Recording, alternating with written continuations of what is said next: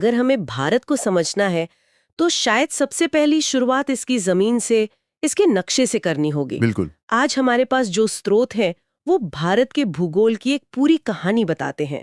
मतलब ये देश ग्लोब पर कहाँ है, कितना बड़ा है और इसकी जमीन पर क्या-क्या है।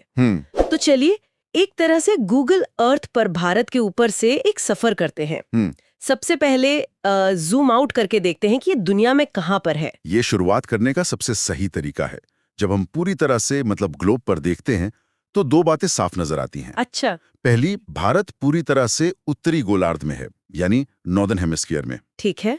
इसका मतलब है कि भूमध्य रेखा या इक्वेटर इसके दक्षिण से गुजरती है। और दूसरी बात, ये पूरी तरह से पूर्वी गोलार्ध में है। ये तो हुए तकनीकी शब्द उत्तरी और पूर्वी गोलार्ध, लेकिन आम इंसान के लिए इसका क्या मतलब है? क्या इससे कोई फर्क पड़ता है? कहने का सीधा मतलब है कि हमारे यहाँ मौसम का जो चक्र है वो यूरोप और उत्तरी अमेरिका जैसा है। अच्छा। जब वहां गर्मी तो हमारे यहाँ भी गर्मी। हाँ, अगर हम दक्षिणी गोलार्ध में होते जैसे ऑस्ट्रेलिया, तो हमारा दिसंबर गर्मियों का महीना होता। सही बात है। और दक्षिण एशिया के ठीक बीच में हमारी जो लोकेशन है वो हमें हिंद महासागर पर एक जबरदस्त कंट्रोल देती है। तो ये सिर्फ ग्लोब पर एक जगह नहीं है, ये एक रणनीतिक बढ़त है। और अगर हम इन लाइंस को नंबर्स में देखें, जिन्हें अक्षांश और देशांतर कहते हैं, हमारे स्रोतों में कुछ आंकड़े भी हैं। हाँ, तो जो मुख्य भूमि है वो दक्षिण में 8 डिग्री 4 मिनट उत्तर से शुरू होती है। 8 डिग्री 4 मिनट, ठीक है। और उत्तर में जाती है 37 डिग्री 6 मिनट उत्तर तक, जिसे इंदिरा कोल कहते हैं। और अगर हम द्वीपों को भी शामिल कर लें तो भारत का सबसे दक्षिणी सिरा इंदिरा पॉइंट वो 6 डिग्री 45 मिनट उत्तर पर है। मतलब मुख्य भूमि से भी और नीचे। जी। और पूर्व से पश्चिम का जो फैलाव है वो 68 डिग्री 7 मिनट पूर्व से 97 डिग्री 25 मिनट पूर्व तक है। ये आंकड़े सुनने में थोड़े बोरिंग लग सकते हैं, पर असल में यही वो कैनवस है जिस पर भारत की पूरी विविधता की तस्वीर बनी है। ठीक है, तो इस कैनवस के आकार की बात करते हैं।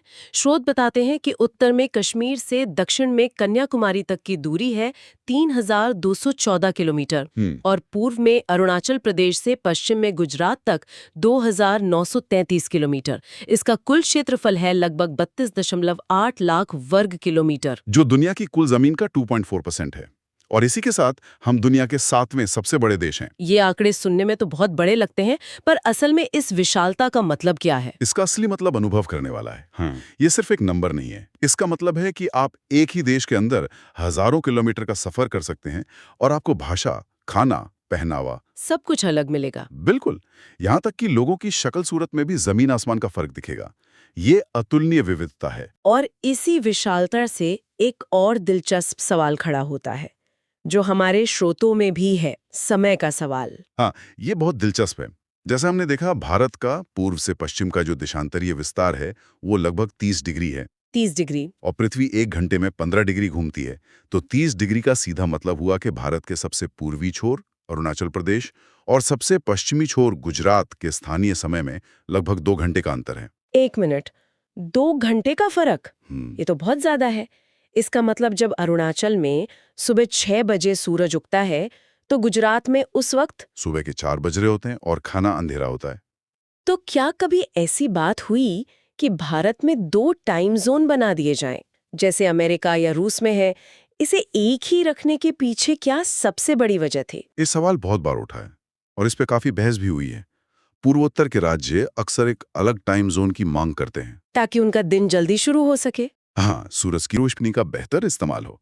लेकिन एक ही टाइम जोन रखने के पीछे सबसे बड़ी वजह थी देश को एक सूत्र में बांधना। सोचिए, अगर स्टैंडर्ड टाइम न हो तो कितना केओस हो जाएगा। ट्रेनें, फ्लाइट्स, ऑफिस का टाइम, सब कुछ गड़बड़। देश को स्मूथली चलाने के लिए एक घड़ी पर चलना बहुत जरूरी समझा गया। तो इस समस्या को सुलझाने के लिए भारतीय मानक समय यानी IST का रास्ता निकाला गया। ये 82 डिग्री 30 मिनट पूर्व देशांतर रेखा पर आधारित है। बिल्कुल, ये रेखा उत्तर प्रदेश के मिर्जापुर से होकर गुजरती है। इसे देश के लगभग बीच से गुजरने के लिए चुना गया ताकि दोनों छोरों से समय का अंतर कम से कम हो। और इसीलिए हमारा समय ग्रीनविच मीन टाइम से 5.5 घंटे आगे है। जी, ये एक समझौता है जो शायद हर किसी के लिए परफेक्ट नहीं है, लेकिन देश की एकता और सहूलियत के लिए जरूरी है। चलिए, समय की रेखा से अब एक और महत्वपूर्ण रेखा पर आते हैं जो भारत के नक्शे पर खिंची है, कर्क रेखा या ट्रॉपिक ऑफ कैंसर। ये 23 डिग्री 30 मिनट उत्तरी अक्षांश पर है और भारत को लगभग 2 बराबर हिस्सों में बांटती है। अगर मुझसे पूछें तो ये भारत के भूगोल की सबसे महत्वपूर्ण रेखा है। अच्छा। ये एक तरह की मौसम की लक्ष्मण रेखा है। इसके दक्षिण का हिस्सा ट्रॉपिकल जोन में आता है, जहां आपको कभी कड़ाके की सर्दी नहीं मिलेगी। साल भर एक गर्म नमी वाला मौसम। और उत्तर में? जैसे ही आप इस रेखा को पार करके उत्तर की ओर जाते हैं, मौसम के सारे रंग देखने को मिलते हैं। चिलचिलाती गर्मी, हाड़ कपाने वाली ठंड, पतझड़, वसंत, सब कुछ। ये तो कमाल की बात है। क्या सच में ऐसा होता है कि अगर आप इस रेखा पर खड़े हों तो आपको मौसम में कोई फर्क महसूस हो? तुरंत तो नहीं, लेकिन ये एक क्लाइमेटिक डिवाइड है। इस रेखा के दक्षिण में नारियल के पेड़ और मसालों के बागान मिलेंगे, जबकि उत्तर में आपको सेब और केसर की खेती भी मिल जाएगी। ये फर्क इसी एक रेखा की वजह से है? जी। और एक दिलचस्प बात जो इन स्रोतों में मिली वो ये है कि ये कर्क रेखा किसी एक दो नहीं बल्कि पूरे 8 राज्यों से होकर निकलती है। 8 राज्यों से? कौन कौन से? पश्चिम से शुरू करें तो गुजरात, फिर राजस्थान का थोड़ा हिस्सा, मध्य प्रदेश, छत्तीसगढ़, झारखंड, पश्चिम बंगाल और फिर त्रिपुरा और मिजोरम। वाह, एक तरह से ये देश के बीचों बीच एक माला की तरह पिरोई हुई है। बिल्कुल। तो हमने देख लिया कि भारत कितना विशाल है, लेकिन कोई भी देश अकेला नहीं होता, उसके पड़ोसी होते हैं। देखते हैं कि इसकी सरहदें किन-किन देशों से मिलती हैं। हमारी जमीनी सीमा यानी लैंड बॉर्डर 15,000 किलोमीटर से भी ज्यादा लंबी है और ये 7 देशों को छूती है। और कुछ आंकड़े तो वाकई चौंकाने वाले हैं। जैसे कि? हमारी सबसे लंबी जमीनी सीमा बांग्लादेश के साथ है, 4,000 किलोमीटर से भी ज्यादा। 4,000 किलोमीटर? इसे किसी चीज से कंपेयर करें तो? ये दिल्ली से चेन्नई जाकर वापस आने जितना लंबा है। बस एक देश के साथ हमारी इतनी लंबी सीमा है। इस सीमा को रेडक्लिफ लाइन भी कहते हैं। ये थोड़ा कंफ्यूजिंग है। हम रेडक्लिफ लाइन को हमेशा भारत-पाकिस्तान बॉर्डर से जोड़ते हैं, तो ये बांग्लादेश के साथ भी क्यों है? बिल्कुल सही सवाल। 1947 में जब विभाजन हुआ तब पाकिस्तान 2 हिस्सों में था। पश्चिमी पाकिस्तान, जो आज का पाकिस्तान है, और पूर्वी पाकिस्तान, जो आज का बांग्लादेश है। अच्छा, हाँ। सर सिरिल रैडक्लिफ ने ही इन दोनों हिस्सों की सीमा भारत से अलग की थी। इसीलिए आज भी पाकिस्तान और बांग्लादेश दोनों के साथ हमारी सीमा का नाम रेडक्लिफ लाइन ही है। ठीक है। और चीन के साथ? वो सीमा भी काफी चर्चा में रहती है। चीन के साथ हमारी दूसरी सबसे लंबी सीमा है, लगभग 3,500 किलोमीटर। इसे मैकमोहन लाइन कहते हैं। दूसरी तरफ कुछ पड़ोसी ऐसे भी हैं जिनके साथ हमारे रिश्ते बहुत अलग हैं। जैसे नेपाल और भूटान? हाँ, नेपाल के साथ हमारी करीब 1750 किलोमीटर की एक खुली सीमा है, जहां आने जाने के लिए वीजा की जरूरत नहीं पड़ती। भूटान के साथ भी हमारी लगभग 700 किलोमीटर की बहुत शांतिपूर्ण सीमा है। और सबसे छोटी सीमा? सबसे छोटी सीमा अफगानिस्तान के साथ है, सिर्फ 106 किलोमीटर, ड्यूरन लाइन। लेकिन यहाँ एक पेच है। क्या? ये सीमा उस इलाके में है जो अभी पाक अधिकृत कश्मीर में पड़ता है, और फिर जमीनी पड़ोसियों के अलावा हमारे 2 समुद्री पड़ोसी भी हैं। श्रीलंका और मालदीव? जी, श्रीलंका जो पाक जलडमरू मध्य यानी पाल्क स्ट्रेट से अलग होता है, और मालदीव जो लक्षद्वीप के दक्षिण में है। ठीक है। तो अब हम जूम इन करके भारत की जमीन पर उतरते हैं। ये हिस्सा मुझे सबसे ज्यादा आकर्षक लगता है। पहाड़, रेगिस्तान, पठार, मैदान, सब कुछ एक ही देश में। हाँ, स्रोत बताते हैं कि भारत को मोटे तौर पर 6 भौतिक प्रदेशों में बांटा गया है। और इन 6 में से 2 की कहानी तो बिल्कुल फिल्मी है। मतलब? एक तरफ है हिमालय, एकदम नौजवान और बेचैन पहाड़, जो आज भी ऊंचे उठ रहे हैं। बिल्कुल, यंग फोल्ड माउंटेन्स, क्योंकि भारतीय प्लेट लगातार एशियाई प्लेट से टकरा रही है। ये दुनिया के सबसे नए पहाड़ हैं और सबसे ऊंचे भी। और दूसरा किरदार कौन है इस कहानी में? दूसरा किरदार है हमारा प्रायद्वीपीय पठार, एकदम बूढ़ा, शांत और स्थिर। ये वो जमीन है जो उस प्राचीन गोंडवाना महाद्वीप का हिस्सा थी। सबसे नए और बेचैन पहाड़ और पृथ्वी के सबसे पुराने और शांत जमीनी हिस्से एक साथ मौजूद है। और इन दोनों के बीच में जो विशाल मैदान है, उनकी क्या कहानी है? उनकी कहानी इन दोनों से ही जुड़ी हुई है। जब हिमालय ऊपर उठ रहे थे तो उनसे निकलने वाली नदियों सिंधु, गंगा, ब्रह्मपुत्र ने अपने साथ लाई हुई उपजाऊ मिट्टी को बीच की खाई में भरना शुरू कर दिया। बिल्कुल, लाखों सालों तक ऐसा होता रहा और इस तरह बना उत्तर भारत का विशाल मैदान। इसीलिए इसे भारत का अन्न भंडार और सभ्यताओं का पालना भी कहते हैं। तो ये तीनों एक दूसरे से जुड़े हुए हैं। बाकी के 3 हिस्से कौन से हैं? चौथा है भारतीय मरुस्थल यानी थार का रेगिस्तान। 5वां है तटीय मैदान, पठार के दोनों ओर समुद्र के किनारे की संकरी पट्टियां। पश्चिमी और पूर्वी घाट के पास? जी, पश्चिमी तट को कोंकण और मालाबार तट कहते हैं और पूर्वी तट को कोरोमंडल तट। और छठा और आखिरी हिस्सा है हमारे द्वीप समूह। हाँ, अंडमान निकोबार और लक्षद्वीप। क्या इनके बनने में भी कोई खास बात है? बहुत खास। ये दोनों बिल्कुल अलग हैं। अरब सागर में जो लक्षद्वीप हैं वो प्रवाल यानी मूंगे से बने द्वीप हैं। कोरल्स से? हाँ, अच्छा। वहीं दूसरी ओर बंगाल की खाड़ी में अंडमान और निकोबार द्वीप समूह है जो असल में समुद्र में डूबी हुई एक लंबी पर्वत श्रृंखला के शिखर हैं। मतलब एक तरफ जैविक प्रक्रिया से बने द्वीप और दूसरी तरफ भूगर्भीय प्रक्रिया से। यहाँ भी विविधता हर जगह। पहाड़, मैदान, पठार, मरुस्थल, तट और द्वीप सब कुछ एक ही देश में। ये वाकई अद्भुत है। अंत में इस भौगोलिक नक्शे के ऊपर जो राजनीतिक नक्शा है उस पर एक नजर डालते हैं। बिल्कुल। आज की तारीख में भारत में 28 राज्य और 8 केंद्र शासित प्रदेश हैं। ये याद रखना जरूरी है कि ये नक्शा हमेशा से ऐसा नहीं था और भविष्य में भी बदल सकता है। ये एक जीती जागती बदलती हुई चीज है। हाँ, जैसे 2019 में जम्मू कश्मीर राज्य को 2 केंद्र शासित प्रदेशों जम्मू कश्मीर और लद्दाख में बांटा गया। तो तस्वीर कुछ ऐसी बनती है। 32 करोड़ 8 लाख वर्ग किलोमीटर में फैला 7,500 किलोमीटर से लंबी तटरेखा और 15,000 किलोमीटर से लंबी जमीनी सीमा वाला एक देश। 28 राज्यों और 8 केंद्र शासित प्रदेशों का एक संघ। ये सचमुच विविधता में एकता का सबसे बड़ा भौगोलिक प्रमाण है। हमने भारत के भूगोल के क्या, कहाँ और कितना पर विस्तार से बात की। तो ऐसा लगता है कि अब हम अगले अध्याय पर चल रहे हैं। भारत का भौतिक स्वरूप। हमारे सामने जो सामग्री है वो किसी स्कूल की टेक्स्ट बुक जैसी लग सकती है, लेकिन जब इसे खोला तो अंदर से एक जबरदस्त कहानी निकली। ये सिर्फ पहाड़ और मैदानों की कोई लिस्ट नहीं है। बिल्कुल नहीं। ये तो करोड़ों साल पुरानी एक जियोलॉजिकल थ्रिलर है। एक महाद्वीप के टूटने की कहानी, एक जमीन के टुकड़े के हजारों किलोमीटर सफर करने की, और फिर एक जबरदस्त टक्कर की कहानी जिसने आज के भारत को जन्म दिया। चलिए इसी टक्कर से शुरू करते हैं। ये सब हुआ कैसे? इसकी जड़ें प्लेट टेक्टोनिक्स के सिद्धांत में हैं। सोचिए, आज से करोड़ों साल पहले दुनिया का नक्शा बिल्कुल अलग था। एक सुपर कॉन्टिनेंट था गोंडवाना लैंड।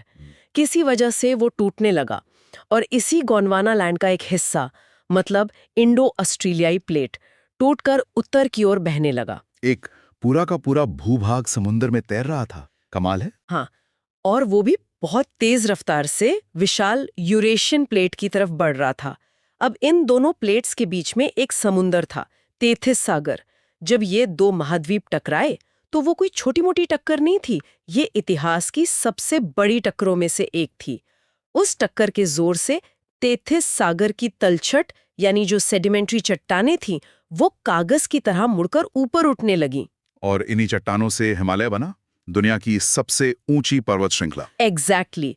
और कमाल की बात यह है कि भारत का जो दक्षिणी हिस्सा है, प्रायद्वीपीय पठार, वो उसी पुराने स्थिर गोंडवाना लैंड का हिस्सा है। तो भारत में एक ही जगह पर पृथ्वी के सबसे पुराने भूभागों में से एक और दुनिया के सबसे युवा और ऊंचे पहाड़ दोनों मौजूद हैं। ये कंट्रास्ट ही भारत की पूरी ज्योग्राफी को दिलचस्प बनाता है। ठीक है, तो यहाँ से असली कहानी शुरू होती है। चलिए इन युवा पहाड़ों हिमालय से ही शुरू करते हैं। इन्हें वलित पर्वत या फोल्ड माउंटेन्स क्यों कहते हैं? क्योंकि ये सचमुच में फोल्ड हुए हैं। जैसे आप एक कागज को दोनों तरफ से दबाएं तो वो बीच से ऊपर उठ जाता है ना? ठीक वैसे ही 2 प्लेट्स के दबाव से ये चट्टानें ऊपर उठकर मुड़ गईं। और युवा इसीलिए क्योंकि जियोलॉजी के हिसाब से ये कल की ही बात है। ये आज भी ऊंचे हो रहे हैं, हर साल कुछ मिलीमीटर। मतलब ये आज भी बढ़ रहे हैं? ये पश्चिम में सिंधु नदी से लेकर पूर्व में ब्रह्मपुत्र तक लगभग 2400 किलोमीटर में फैले हैं। ये तो एक विशाल दीवार की तरह है। ये सिर्फ दीवार नहीं, भारत का क्लाइमेट कंट्रोल सिस्टम भी है। ये मध्य एशिया से आने वाली बर्फीली हवाओं को रोकता है और मॉनसून की हवाओं को रोककर बारिश करवाता है। इसकी चौड़ाई भी बदलती है। कश्मीर में ये 400 किलोमीटर चौड़ा है तो अरुणाचल में सिर्फ 150 किलोमीटर। ये एक तलवार की तरह एक चाप या आर्क बनाता है। इन स्रोतों में हिमालय को 3 समानांतर लेयर्स में बांटा गया है। सबसे अंदर सबसे उत्तरी लेयर है महान हिमालय यानी हिमाद्री। हाँ, ये हिमालय का कोर है, सबसे ऊंची और लगातार चलने वाली श्रृंखला। इसकी औसत ऊंचाई ही 6000 मीटर है, यानी करीब 20,000 फीट। दुनिया की सबसे ऊंची चोटियां माउंट एवरेस्ट, कंचनजंगा सब यही हैं। ये ग्रेनाइट से बना है, हमेशा बर्फ से ढका रहता है, और यही वो विशाल वाटर टावर है जहां से गंगा, यमुना जैसी हमारी बड़ी नदियां ग्लेशियर के रूप में निकलती हैं। ये एक विशाल वाटर टावर, ये बढ़िया एनालॉजी है। तो हिमाद्री के ठीक दक्षिण में उससे थोड़ी कम ऊंची लेयर है निम्न हिमालय, जिसे हिमाचल भी कहते हैं। हिमाचल रेंज की ऊंचाई 3700 से 4500 मीटर के बीच है। ये थोड़ा नर्म है। पीर पंजाल, धौलाधार जैसी श्रृंखलाएं यही हैं। और हम जिन खूबसूरत हिल स्टेशंस पर छुट्टियां मनाने जाते हैं, शिमला, नैनीताल, मनाली, या कश्मीर, कांगड़ा और कुल्लू जैसी घाटियां, वो सब इसी हिमाचल रेंज में बसी हैं। और फिर आती है सबसे बाहरी, सबसे नई श्रृंखला, शिवालिक। इसके बारे में जो लिखा है वो थोड़ा अजीब है। ये नदियों द्वारा लाए गए मलबे से बनी है। एक मिनट, आप कह रहे हैं कि शिवालिक भी हिमालय का हिस्सा है, लेकिन ये सिर्फ कंकड़ पत्थर और मिट्टी से बना है। ये तो पहाड़ जैसा नहीं लगता। ये इतना अलग क्यों है? आपका सवाल बिल्कुल सही है। शिवालिक दरअसल हिमालय का फुटहेल है। इसे ऐसे समझिए, जब हिमालय बन रहा था और ऊंचा उठ रहा था, तो उससे निकलने वाली तेज रफ्तार नदियों ने ऊपर की चट्टानों को काटना शुरू कर दिया। वो अपने साथ भारी मात्रा में मलबा, कंकड़, पत्थर, मिट्टी बहाकर नीचे ले आईं और उसे जमा करती गईं। लाखों सालों तक जमा हुए इसी मलबे के ढेर पर जब फिर से दबाव पड़ा, तो वो भी एक छोटी पहाड़ी श्रृंखला के रूप में ऊपर उठ गया। यही शिवालिक है। It's basically a massive pile of ancient debris. वाह! और कहते हैं कि निम्न हिमालय और शिवालिक के बीच की घाटियों को दून कहते हैं, जैसे देहरादून। बिल्कुल, ये लंबी चौड़ी घाटियां रहने और खेती के लिए बहुत अच्छी थीं। इसीलिए देहरादून और पाटलिदून जैसे शहर यहाँ बसे। यहाँ एक और डिवीजन का जिक्र है। हिमालय को पश्चिम से पूर्व भी नदियों के आधार पर बांटा गया है। पंजाब हिमालय, कुमाऊं हिमालय। ये लिस्ट थोड़ी कंफ्यूजिंग है। क्या ये जानना जरूरी है? पूरी लिस्ट याद रखना जरूरी नहीं है, लेकिन इसके पीछे का कॉन्सेप्ट दिलचस्प है। चलिए सिर्फ दो का उदाहरण लेते हैं। पश्चिम में सिंधु और सतलुज के बीच का हिस्सा है पंजाब हिमालय। यहाँ का मौसम थोड़ा सूखा है, वनस्पति अलग है। और जब आप पूर्व में तीस्ता और दिहांग नदियों के बीच असम हिमालय की तरफ जाते हैं, जहां ब्रह्मपुत्र है, तो बारिश बहुत ज्यादा होती है। नतीजा, वहां घने वर्षावन और एक बिल्कुल अलग तरह की बायोडाइवर्सिटी मिलती है। तो ये सिर्फ नाम नहीं है, ये अलग अलग इकोसिस्टम्स हैं। समझ गई। तो ये डिवीजन हमें हिमालय की रीजनल वैरायटी को समझने में मदद करता है। अब पूर्व में दिहांग गॉर्ज के बाद हिमालय एक तेज मोड़ लेता है। इसे पूर्वांचल कहते हैं। हाँ, ये हिमालय का ही विस्तार है जो दक्षिण की ओर मुड़ जाता है, लेकिन इसकी चट्टानें अलग हैं। ये मजबूत सैंडस्टोन और सेडिमेंट से बना है। ये घने जंगलों से ढका है और इसमें पटकाई, नागा, मणिपुर और मिजो पहाड़ियां शामिल हैं। ये इलाका अपनी आदिवासी संस्कृति और घने जंगलों के लिए जाना जाता है। ठीक है, तो इन विशाल युवा पहाड़ों का एक नतीजा ये भी हुआ कि इनसे निकलने वाली नदियों ने अपने साथ करोड़ों टन मिट्टी और गाद बहाई, और यहीं से कहानी का दूसरा हिस्सा शुरू होता है ना? बिल्कुल, लाखों सालों तक ये प्रक्रिया चलती रही और धीरे धीरे हिमालय के कदमों में, जहां कभी थेतिस सागर की गहरी खाई थी, वो इस मिट्टी से भर दी चली गई। और इस तरह दुनिया के सबसे विशाल और उपजाऊ मैदानों में से एक का निर्माण हुआ, उत्तरी मैदान। तो पहाड़ और मैदान अलग अलग नहीं, बल्कि एक ही सिस्टम का हिस्सा हैं। एक के बिना दूसरा अधूरा है। और शायद इसीलिए ये 2400 किलोमीटर लंबा मैदान भारत का अन्न भंडार या ग्रैनरी कहलाता है। यहाँ की आबादी भी सबसे ज्यादा है। जाहिर है, जहां उपजाऊ मिट्टी और साल भर पानी होगा, सभ्यताएं वहीं पनपेंगी। सिंधु घाटी से लेकर आज तक ये इलाका भारत का दिल रहा है। पश्चिम में सिंधु और उसकी सहायक नदियों से बना पंजाब का मैदान है, जहां दुआब यानी दो नदियों के बीच की जमीन बहुत है। फिर गंगा का विशाल मैदान है जो दिल्ली, यूपी, बिहार से गुजरता है, और पूर्व में असम तक ब्रह्मपुत्र का मैदान है। यहाँ कुछ और शब्द भी हैं, भाभर, तराई, भांगर और खादर। ये मैदान की अलग अलग बेल्ट्स हैं। इन्हें आसानी से कैसे समझें? इसे ऐसे सोचें जैसे आप एक ढलान से पानी डाल रहे हैं।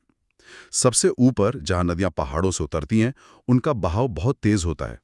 वो अपने साथ बड़े बड़े पत्थर और कंकड़ बहाकर लाती हैं और उन्हें जमा कर देती हैं।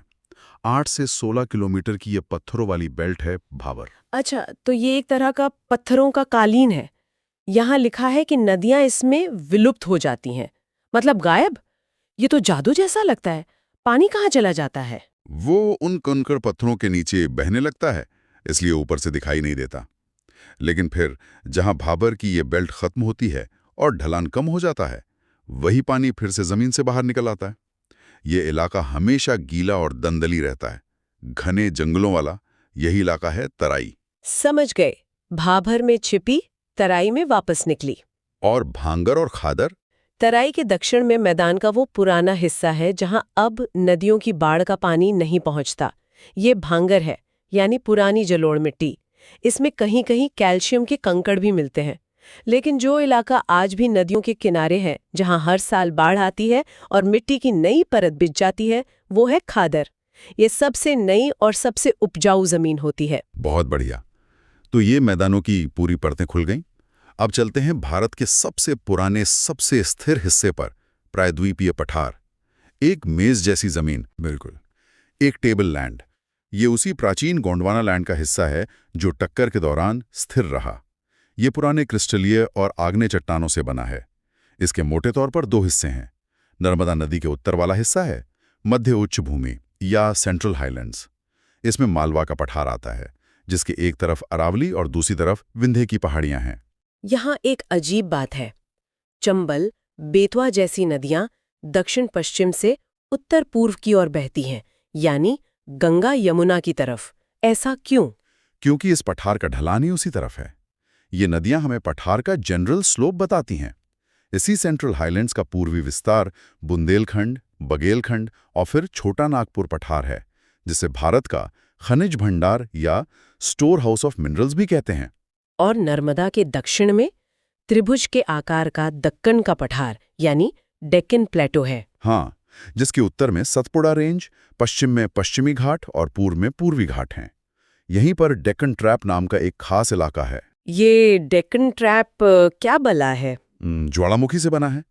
करोड़ों साल पहले इसी इलाके में जमीन में दरारें पड़ी और उनसे लगातार लावा बहता रहा।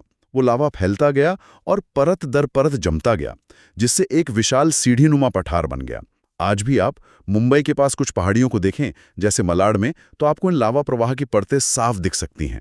इसी लावा के टूटने से जो मिट्टी बनी, वो है काली मिट्टी, जो कपास के लिए बेस्ट मानी जाती है। ये तो कमाल है। अब आते हैं इस पठार के दो किनारों पर, पश्चिमी घाट और पूर्वी घाट। इनमें क्या फर्क है? जमीन आसमान का। पश्चिमी घाट एक लंबी, ऊंची और लगातार चलने वाली दीवार की तरह है। इसे पार करने के लिए कुछ ही दर्रे यानी पास हैं। इसकी औसत ऊंचाई 900 से 1600 मीटर है। ये मानसून की हवाओं को सीधा रोकते हैं, इसीलिए यहाँ जबरदस्त बारिश होती है।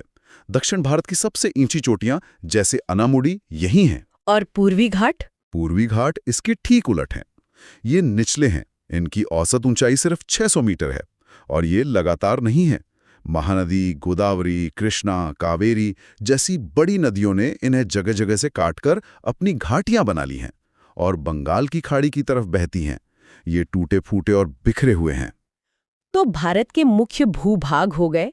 अब जल्दी से बाकी बची चीजों पर भी नजर डाल लेते हैं। भारतीय मरुस्थल यानी थार। हाँ, अरावली पहाड़ियों के पश्चिम में ये एक सूखा रेतीला इलाका है जहां बारिश 1500 मिलीमीटर से भी कम होती है। यहाँ रेत के बड़े बड़े टीले मिलते हैं, खासकर अर्धचंद्राकार टीले, जिन्हें बरखान कहते हैं। लूनी यहाँ की एकमात्र बड़ी नदी है जो समंदर तक पहुंच ही नहीं पाती, कच्छ के रण में खो जाती है। और तटीय मैदान? पश्चिमी घाट और अरब सागर के बीच एक पतली सी पट्टी है, पश्चिमी तटीय मैदान। मुंबई गोवा के पास इसे कोंकण तट, कर्नाटक में कन्नड़ और केरल में मालाबार तट कहते हैं। मालाबार तट अपने कयाल यानी बैकवाटर्स के लिए बहुत मशहूर है। और पूर्वी तट? पूर्वी तटीय मैदान चौड़ा और समतल है। महानदी, गोदावरी, कृष्णा और कावेरी नदियां यहाँ बंगाल की खाड़ी में गिरने से पहले बड़े बड़े डेल्टा बनाती हैं। भारत की सबसे बड़ी खारे पानी की झील चिल्का झील भी यहीं उड़ीसा में है। आखिर में आते हैं हमारे द्वीप समूह। दो है, एक अरब सागर में और एक बंगाल की खाड़ी में। अरब सागर में है लक्षद्वीप, जो केरल के पास हैं। ये छोटे छोटे प्रवाल द्वीपों यानी कोरल आइलैंड से बने हैं। कोरल दरअसल छोटे समुद्री जीव होते हैं जिनके कंकाल जमा होने से ये द्वीप बनते हैं। और बंगाल की खाड़ी में? वहाँ है अंडमान और निकोबार द्वीप समूह। ये लक्षद्वीप से बहुत बड़े हैं। संख्या में भी ज्यादा हैं और बिखरे हुए हैं। माना जाता है कि ये समुद्र के नीचे डूबी एक पर्वत श्रृंखला की चोटियां हैं जो पानी के ऊपर निकली हुई हैं। ये देश की सुरक्षा के लिए बहुत जरूरी हैं। और एक मजेदार बात, भारत का एकमात्र एक्टिव ज्वालामुखी बैरन आइलैंड यहीं अंडमान में है। तो अब चलते हैं अगले चैप्टर पर। बिल्कुल। हमारे पास भारत के भूविज्ञान पर कुछ बहुत ही दिलचस्प नोट्स आए हैं और एक सवाल बार बार पूछा गया है कि भारत इतना विविध क्यों है। मतलब एक तरफ दुनिया के सबसे ऊंचे पहाड़ हिमालय और दूसरी तरफ हजारों साल पुराना एकदम स्थिर पठार, और फिर इन दोनों के बीच में वो सोने जैसी उपजाऊ जमीन। ये तीनों एक ही देश में एक साथ कैसे हो सकते हैं? आज हम इसी पहेली को सुलझाने की कोशिश करेंगे। और ये एक बहुत ही शानदार पहेली है, लेकिन इसे शुरू करने से पहले दो शब्दों का अंतर समझना बहुत जरूरी है। अच्छा। हाँ, एक है भूविज्ञान यानी जियोलॉजी और दूसरा है भौतिक भूगोल यानी फिजियोग्राफी। अच्छा। सुनने में एक जैसे लगते हैं पर हैं बहुत अलग। हाँ, ये हमेशा कंफ्यूज करते हैं। तो आसान भाषा में समझाएं तो अगर भारत एक घर है तो भूविज्ञान हमें बताएगा कि इसकी नींव और दीवारें किस चीज से बनी हैं, किस पत्थर, किस सीमेंट से। बिल्कुल। और भौतिक भूगोल हमें बताएगा कि वो घर बाहर से दिखता कैसा है, उसका डिजाइन क्या है ना? इससे बेहतर तरीके से नहीं समझाया जा सकता। एक जमीन के अंदर की कहानी और दूसरी उसके बाहरी रूप की। और भारत की कहानी के लिए हमें जमीन के बहुत बहुत अंदर जाना होगा। तो चलिए टाइम मशीन में बैठते हैं उस वक्त में जब भारत में था ही नहीं। ये गोंडवाना लैंड नाम के एक बहुत बड़े सुपर कॉन्टिनेंट का हिस्सा था। किसी फैंटेसी कहानी जैसा लगता है ना, पर यह सच है। सोचिए, एक विशाल जमीनी पहेली जिसमें आज का भारत, अफ्रीका, ऑस्ट्रेलिया, अंटार्कटिका और दक्षिण अमेरिका भी, हाँ, सब एक साथ जुड़े हुए थे। ये हमारे भूवैज्ञानिक इतिहास का समझिए पहला पन्ना है। और फिर इस शांत दुनिया में एक बहुत बड़ा मोड़ आता है जिसे हम कह सकते हैं the great split and drift. यहाँ से कहानी में असल एक्शन शुरू होता है। बिल्कुल। लगभग 20 करोड़ साल पहले पृथ्वी के अंदर की ताकतों की वजह से ये विशाल गोंडवाना लैंड टूटना शुरू हुआ और भारतीय प्लेट जो उसका एक टुकड़ा थी वो टूटकर उत्तर की ओर खिसकने लगी। ये सोचना ही कितना अजीब है, एक पूरा का पूरा उपमहाद्वीप अपनी जड़ों से टूटकर एक अनजान सागर में तैरने लगा। ये इतिहास का सबसे लंबा सफर रहा होगा। सबसे लंबा और सबसे महत्वपूर्ण, क्योंकि लाखों साल तक भारतीय प्लेट हर साल कुछ सेंटीमीटर की रफ्तार से यूरेशियन प्लेट की तरफ बढ़ती रही, एक ऐसी टक्कर के लिए जो दुनिया का नक्शा ही बदलने वाली थी। एक बहुत ही धीमी पर शायद इतिहास की सबसे जबरदस्त टक्कर। और इसका नतीजा ये हुआ कि दुनिया के सबसे नए और सबसे ऊंचे पहाड़ पैदा हुए, हमारा हिमालय। वाह। जहां ये दोनों प्लेटें टकराईं, वहां पहले टेथिस नाम का एक सागर था। टक्कर के दबाव से उस सागर की तली में जो हजारों मीटर मोटी परतें जमा थीं, वो किसी कागज की तरह मुड़ने लगी, वलन होने लगा उनमें। एक मिनट, ये बात थोड़ी हैरान करती है। मतलब समुद्र का तल जो कि कीचड़ और रेत से बना होता है, उससे इतना विशाल और कठोर पहाड़ कैसे बन सकता है? बहुत सही सवाल है। इसका जवाब दो शब्दों में है, समय और दबाव। जब ये प्रक्रिया लाखों साल तक चलती है और दबाव इतना ज्यादा होता है कि चट्टानें पिघलने लगती हैं, तो वो नरम कीचड़ और रेत भी रूपांतरित होकर ग्रेनाइट जैसी कठोर चट्टानों में बदल जाती हैं। कमाल है। मतलब जिसे आज हम एवरेस्ट की चोटी कहते हैं, वो करोड़ों साल पहले किसी गहरे समुद्र की तलहटी थी। बिल्कुल। तो ठीक है, इस पूरी कहानी को परत दर परत समझने के लिए हमें भारत की चट्टानों की जांच करनी होगी। जो हमारे पास जानकारी है उसके हिसाब से इन्हें 4 मुख्य समूहों में बांटा गया है। हाँ, और ये हमें भारत की कहानी को परत दर परत समझने में मदद करेगा। चलिए सबसे पुरानी, सबसे गहरी परत से शुरू करते हैं, आर्कियन समूह। आर्कियन, ये नाम ही अपने आप में बहुत प्राचीन लगता है भी। ये चट्टानें लगभग 4 अरब साल पहले बनी थी, इसीलिए इन्हें बेसमेंट कॉम्प्लेक्स भी कहते हैं। ये वो नींव हैं जिस पर भारत की बाकी सारी इमारत खड़ी है। और इनमें कोई जीवाश्म मतलब फॉसिल्स नहीं मिलते? नहीं, क्योंकि उस समय पृथ्वी पर जीवन था ही नहीं, इसलिए इन चट्टानों को एज़ोइक यानी जीवन रहित भी कहते हैं। अच्छा। और हमारे नोट्स में इसी समूह की एक उप प्रणाली, धारवाड़ प्रणाली का जिक्र है।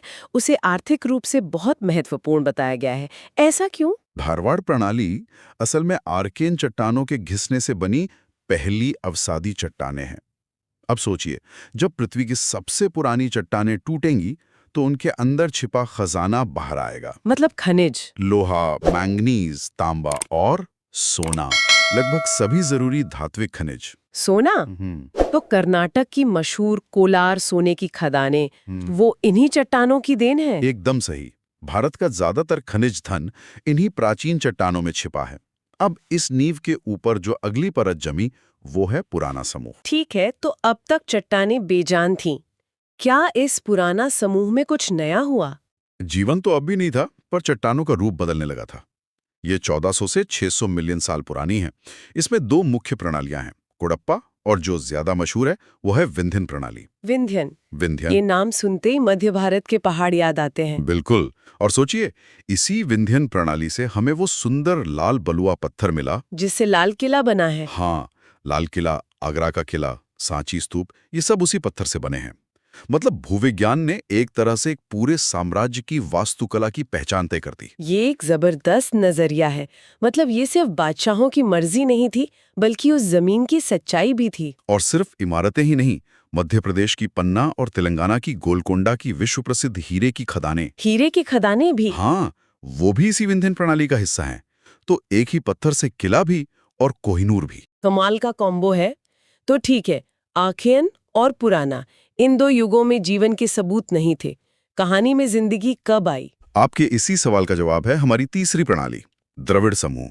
ये 600 से 300 मिलियन साल पुरानी चट्टानें हैं और इनकी सबसे खास बात है जीवाश्मों की भरमार। ओह, तो अगर यहाँ जीवाश्म हैं, यानी दबे हुए पेड़ पौधे और जीव, तो क्या इसका मतलब यह है कि कोयला और तेल बनने की कहानी यहीं से शुरू होती है? आपने बिल्कुल सही कड़ी जोड़ी है। यहीं से उच्च गुणवत्ता वाले कोयले का निर्माण शुरू हुआ। हालांकि ये चट्टानें मुख्य रूप से हिमालय के इलाकों में मिलती हैं, जैसे स्पीति घाटी और कश्मीर में। और अब हम आते हैं सबसे ऊपरी, सबसे नई परत पर, आर्यन समूह। हाँ, और इसमें सबसे पहले और सबसे जरूरी है गोंडवाना प्रणाली। नाम से ही जाहिर है, इसका सीधा संबंध गोंडवाना लैंड से है। और जब उस दौर के विशाल पेड़ पौधे और जीव मरकर नदी घाटियों में दबे, तो कोयला बना होगा। बहुत सारा कोयला। आपको जानकर हैरानी होगी कि भारत का 98% कोयला भंडार इसी गोंडवाना प्रणाली की चट्टानों में है। 98%? ये तो लगभग सब कुछ ही हो गया। हाँ, दामोदर, महानदी, गोदावरी नदी घाटियों की सारी खदानें इसी युग की देन है। इसके बाद आर्यन समूह में और कौन सी बड़ी घटना हुई? एक बहुत बड़ी, बल्कि कहिए विस्फोटक घटना, दक्कन ट्रैप। ज्वालामुखी विस्फोट? हाँ, पर यह किसी एक पहाड़ से हुए विस्फोट जैसा नहीं था। कल्पना कीजिए कि जमीन में एक बहुत बड़ी दरार पड़ गई हो, जिससे लाखों साल तक धीरे धीरे लावा बहता रहा, एक परत के ऊपर दूसरी परत। जैसे एक के ऊपर एक पैनकेक रखे हों। बिल्कुल। और जब सब ठंडा हुआ तो एक विशाल सीढ़ीदार पठार बन गया। इसी सीढ़ी जैसी बनावट को ट्रैप कहते हैं। और इस लावा से जो मिट्टी बनी, वो भी बहुत खास है। हाँ, इसी बेसाल्टिक लावा के टूटने से बनी काली मिट्टी, जिसे हम रेगोर मिट्टी भी कहते हैं, कपास की खेती के लिए दुनिया की सबसे बेहतरीन मिट्टियों में से एक। मतलब एक आपदा ने एक वरदान को जन्म दिया। और आर्यन समूह की सबसे नई परतें वो हैं टर्शियरी और क्वाटरनरी। टर्शियरी काल में हिमालय बन रहा था और उसकी तलहटी में हमें आज पेट्रोलियम और प्राकृतिक गैस मिलती है। और सबसे आखिर में क्वाटरनरी काल में हिमालय से निकलने वाली नदियों ने, गंगा, सिंधु, ब्रह्मपुत्र, हाँ, इन नदियों ने अपने साथ लाई मिट्टी से उस विशाल गड्ढे को भर दिया जो हिमालय के दक्षिण में बना था। और इस तरह हमारे विशाल मैदान बने। तो हमने चट्टानों की परतें तो समझ ली, पर ये सब अपने आप तो नहीं हो रहा था। कौन सी ताकतें थीं जो जमीन को कहीं मोड़ रही थीं, कहीं तोड़ रही थीं? बहुत अच्छा सवाल है। दो तरह की ताकतें हैं, एक वो जो धरती को बनाती हैं और दूसरी वो जो उसे मिटाती हैं। पहली है अंतर्जनित बल, मतलब एंडोजेनिक फोर्सेस, जो पृथ्वी के अंदर से काम करती हैं। जैसे प्लेटों की टक्कर। एकदम सही। जब प्लेटें टकराती हैं तो वलन यानी फोल्डिंग होता है, जिससे हिमालय जैसे पहाड़ बनते हैं। और जब खिंचाव होता है तो भ्रंशन यानी फोल्टिंग होता है। नर्मदा और तापी नदियां ऐसी ही भ्रंश घाटियों में बहती हैं। और दूसरी ताकतें जो इन्हें मिटाने का काम करती हैं, वो है बहिर्जनित बल, एक्सोजेनिक फोर्सेस। अच्छा। यानी नदी, हवा, ग्लेशियर, ये चट्टानों को तोड़ती हैं और मलबे को बहाकर ले जाती हैं। अच्छा। इन्हीं ताकतों ने हिमालय की चोटियों को नुकीला बनाया है। और इन्हीं ताकतों ने अरावली जैसे दुनिया के सबसे पुराने पहाड़ों को अरबों साल से घिस-घिस कर सिर्फ एक पहाड़ का कंकाल बनाकर छोड़ दिया है। तो एक बनाने वाली ताकत और एक मिटाने वाली, और इन दोनों की अरबों साल की खींचतान का नतीजा है आज का भारत। तो इस पूरी कहानी के बाद हम भारत को मुख्य रूप से कितने हिस्सों में देख सकते हैं? इस पूरी कहानी के बाद भारत की तस्वीर 3 बड़े हिस्सों में उभरती है। पहला है प्रायद्वीपीय खंड, द पेनिनसुलर ब्लॉक। ये गोंडवाना लैंड का बचा हुआ सबसे पुराना, कठोर और स्थिर हिस्सा है। भारत की नींव। बिल्कुल। दूसरा भाग है हिमालय पर्वत। ये प्रायद्वीप के एकदम उलट है। ये युवा है, बेचैन है और अभी भी बन रहा है, ऊपर उठ रहा है। और इन दोनों के बीच में वो समतल मैदान। वो तीसरा भाग है सिंधु गंगा का मैदान। इसे हम इन दोनों का बच्चा कह सकते हैं। जब हिमालय ऊपर उठ रहा था तो उसने प्रायद्वीप के किनारे एक खाई बना दी। फिर नदियों ने लाखों साल तक उस खाई को अपनी लाई हुई मिट्टी से भर दिया। वाह! तो एक प्राचीन स्थिर पठार, एक युवा अस्थिर पर्वत और एक विशाल उपजाऊ मैदान जो इन दोनों के बीच में पैदा हुआ। यही भारत की भूवैज्ञानिक संरचना है। तो संक्षेप में कहें तो भारत की ये कहानी इसके आर्थिक नक्शे से सीधी जुड़ी हुई है। हम एक सीधी रेखा खींच सकते हैं। आर्कियन चट्टानों ने हमें सोना और लोहा दिया। विंध्यन ने हीरे और लाल किला बनाने के लिए पत्थर दिए। गोंडवाना ने हमें देश का 98% कोयला दिया। और दक्कन ट्रैप से कपास के लिए काली मिट्टी मिली और टर्शियरी चट्टानों से पेट्रोलियम। हमारी जमीन का इतिहास ही हमारे संसाधन तय करता है। बिल्कुल। हमारी नदियां, झीलें और वो विशाल परियोजनाएं जो इन पर बनी है। हम भारत के विशाल और विविध अपवाह तंत्र यानी ड्रेनेज सिस्टम की गहराई में उतरने वाले हैं। और ये सिर्फ भूगोल का विषय नहीं है। ये नदियां हमारी अर्थव्यवस्था, हमारी संस्कृति, हमारे इतिहास की कहानी कहती हैं।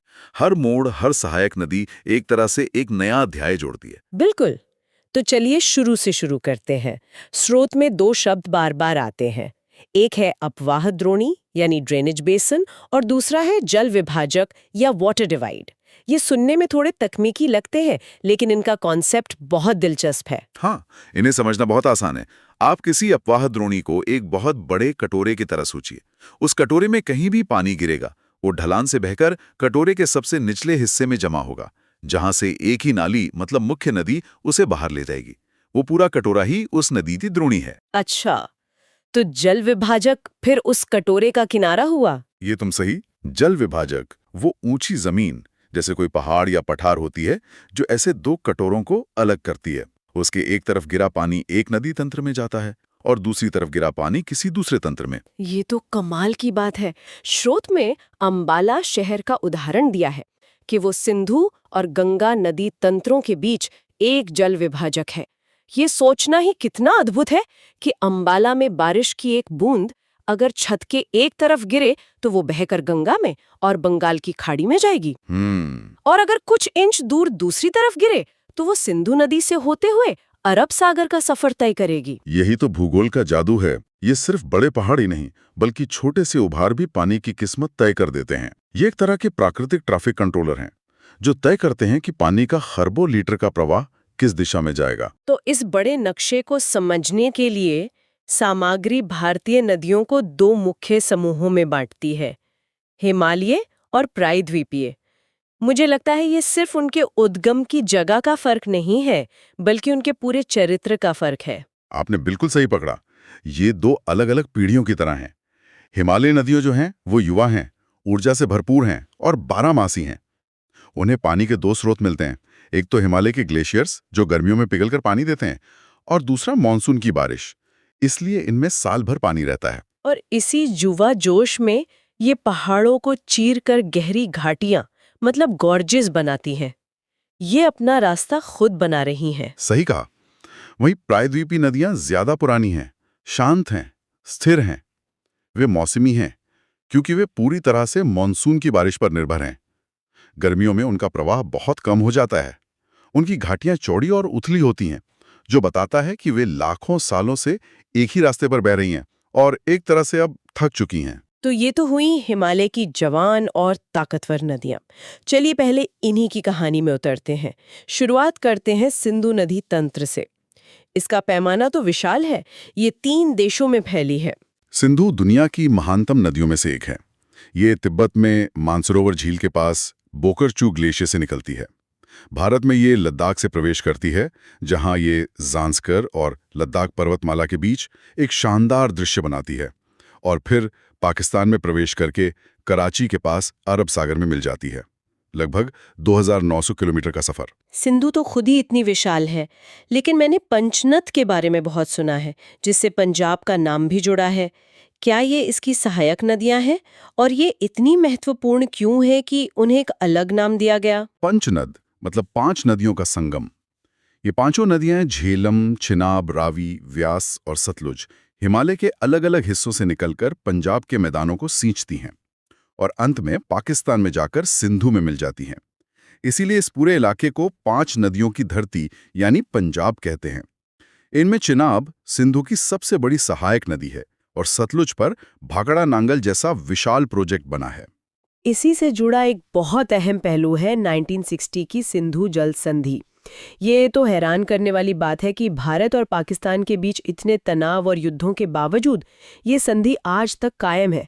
क्या इसकी बनावट में ही कोई खास बात है जो इसे इतना मजबूत बनाती है? ये एक बेहतरीन सवाल है। इस संधि को दुनिया के सबसे सफल जल बंटवारा समझौतों में गिना जाता है। इसकी सफलता का राज जो है वो इसकी स्पष्टता में है।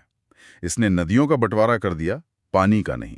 3 पूर्वी नदियां रावी, ब्यास, सतलुज का लगभग पूरा नियंत्रण भारत को मिला और 3 पश्चिमी नदियां सिंधु, झेलम, चिनाब का पाकिस्तान को। भारत को पश्चिमी नदियों का केवल 20% पानी इस्तेमाल करने की इजाजत है। ये नियम इतने साफ और तकनीकी रूप से परिभाषित हैं कि उनमें व्याख्या की ज्यादा गुंजाइश नहीं है और विश्व बैंक की मध्यस्थता ने इसे एक अंतर्राष्ट्रीय गारंटी दी। मतलब ये दोस्ती की नहीं बल्कि इंजीनियरिंग की जीत है। बहुत खूब। चलिए अब उस नदी की ओर बढ़ते हैं जो सिर्फ एक नदी नहीं बल्कि एक संस्कृति है, गंगा। इसका उद्गम भी किसी एक जगह से नहीं होता, ये कई धाराओं का संगम है। बिल्कुल, गंगा का उद्गम बहुत पवित्र और जटिल माना जाता है। इसकी जो मुख्य धारा है वो भागीरथी है, जो गंगोत्री ग्लेशियर से निकलती है, और दूसरी मुख्य धारा है अलकनंदा। ये दोनों देवप्रयाग में मिलती हैं और उस संगम के बाद ही इसे गंगा कहा जाता है। और हरिद्वार में वहां ये पहाड़ों के अनुशासन को तोड़कर मैदानों की आजादी में प्रवेश करती है। क्या बात है, आपने बिल्कुल सही नब्ज पकड़ी। पहाड़ों में इसकी धारा तेज और संकरी होती है, लेकिन हरिद्वार के बाद ये फैल जाती है। इसकी गति धीमी हो जाती है और इसका चरित्र पूरी तरह बदल जाता है। फिर ये उत्तर भारत के विशाल मैदानों को सींचती हुई आगे बढ़ती है। और इसका सफर बंगाल में जाकर एक और दिलचस्प मोड़ लेता है। स्रोत में फरक्का बैराज का जिक्र है, जो एक अहम पड़ाव लगता है। फरक्का एक रणनीतिक बिंदु है। यहाँ गंगा 2 हिस्सों में बढ़ जाती है।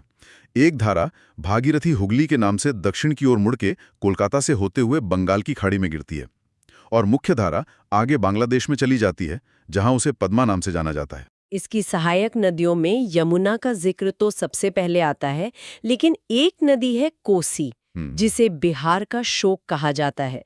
ये नाम ही अपने आप में एक कहानी कहता है। ऐसा क्यों है? कोसी नदी जो है वो एक तरह से एक बदमाश नदी है।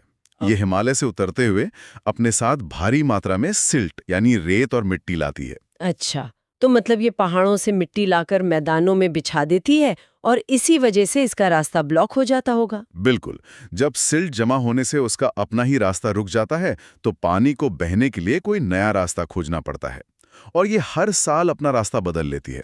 आप सोचिए, जिस गांव के पास पिछले साल सूखी जमीन थी, वहां अगले साल नदी की मुख्य धारा बह सकती है।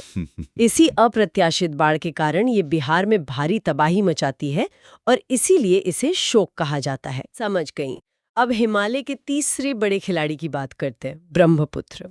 तिब्बत में इसका नाम यारलुंग थंगपो है, जिसका मतलब है शोधक। लेकिन भारत में आते ही इसका चरित्र पूरी तरह बदल जाता है। ये कैसे होता है? ये किसी शांत इंसान के अचानक गुस्सैल हो जाने जैसा है। तिब्बत का पठार ठंडा और सूखा है, वहां बारिश कम होती है, तो वहां त्संगपो एक शांत, कम पानी और कम सिल्ट वाली नदी है। लेकिन फिर ये नामचा बरवा पर्वत के पास एक जबरदस्त यू टर्न लेती है और एक गहरी खाई से होते हुए अरुणाचल प्रदेश में भारत में प्रवेश करती है। और भारत में घुसते ही इसका सामना होता है दुनिया के सबसे ज्यादा बारिश वाले इलाकों से। और यहीं सारा खेल बदल जाता है। भारत के उत्तर पूर्व में भारी बारिश के कारण इसमें पानी की मात्रा नाटकीय रूप से बढ़ जाती है। साथ ही ये अपने साथ भारी मात्रा में सिल्ट भी लाती है। इसका पार्ट इतना चौड़ा हो जाता है कि असम में ये कई धाराओं में बहती है और अपने बीच में माजुली जैसे द्वीपों का निर्माण करती है। जो दुनिया का सबसे बड़ा नदी द्वीप है। ये एक नदी के अंदर एक पूरा जिला है। वाकई अविश्वसनीय। तो ये थीं हिमालय की नदियां। अब कहानी का दूसरा पहलू देखते हैं, दक्षिण भारत की नदियां, जो शायद इनसे ज्यादा पुरानी और स्थिर है। उनका चरित्र कैसा है? प्रायद्वीपीय नदियां मुख्य रूप से 2 दिशाओं में बहती हैं, पश्चिम और पूर्व, और ये दिशा ही उनके अंत को तय करती है। पश्चिम की ओर बहने वाली मुख्य नदियां हैं नर्मदा और तापी। इनकी खासियत यह है कि ये भ्रंश घाटियों यानी रिफ्ट वैली से होकर बहती हैं। रिफ्ट वैली मतलब जमीन के धंसने से बनी गहरी और संकरी घाटियां। हाँ, और इसी संकरे रास्ते की वजह से इनके पास फैलकर डेल्टा बनाने के लिए जगह नहीं होती, तो ये सीधे समुद्र में मिल जाती हैं और ज्वार नदमुख यानी एस्ट्यूरी बनाती हैं। नर्मदा का सफर तो बहुत खूबसूरत है। जबलपुर के पास संगमरमर की चट्टानों के बीच से गुजरते हुए ये धुआंधार जलप्रपात बनाती है। वहां पानी की फुहारें धुएं का बादल बना देती हैं। वो नज़ारा देखने लायक होता है। और पूर्व की ओर बहने वाली नदियां?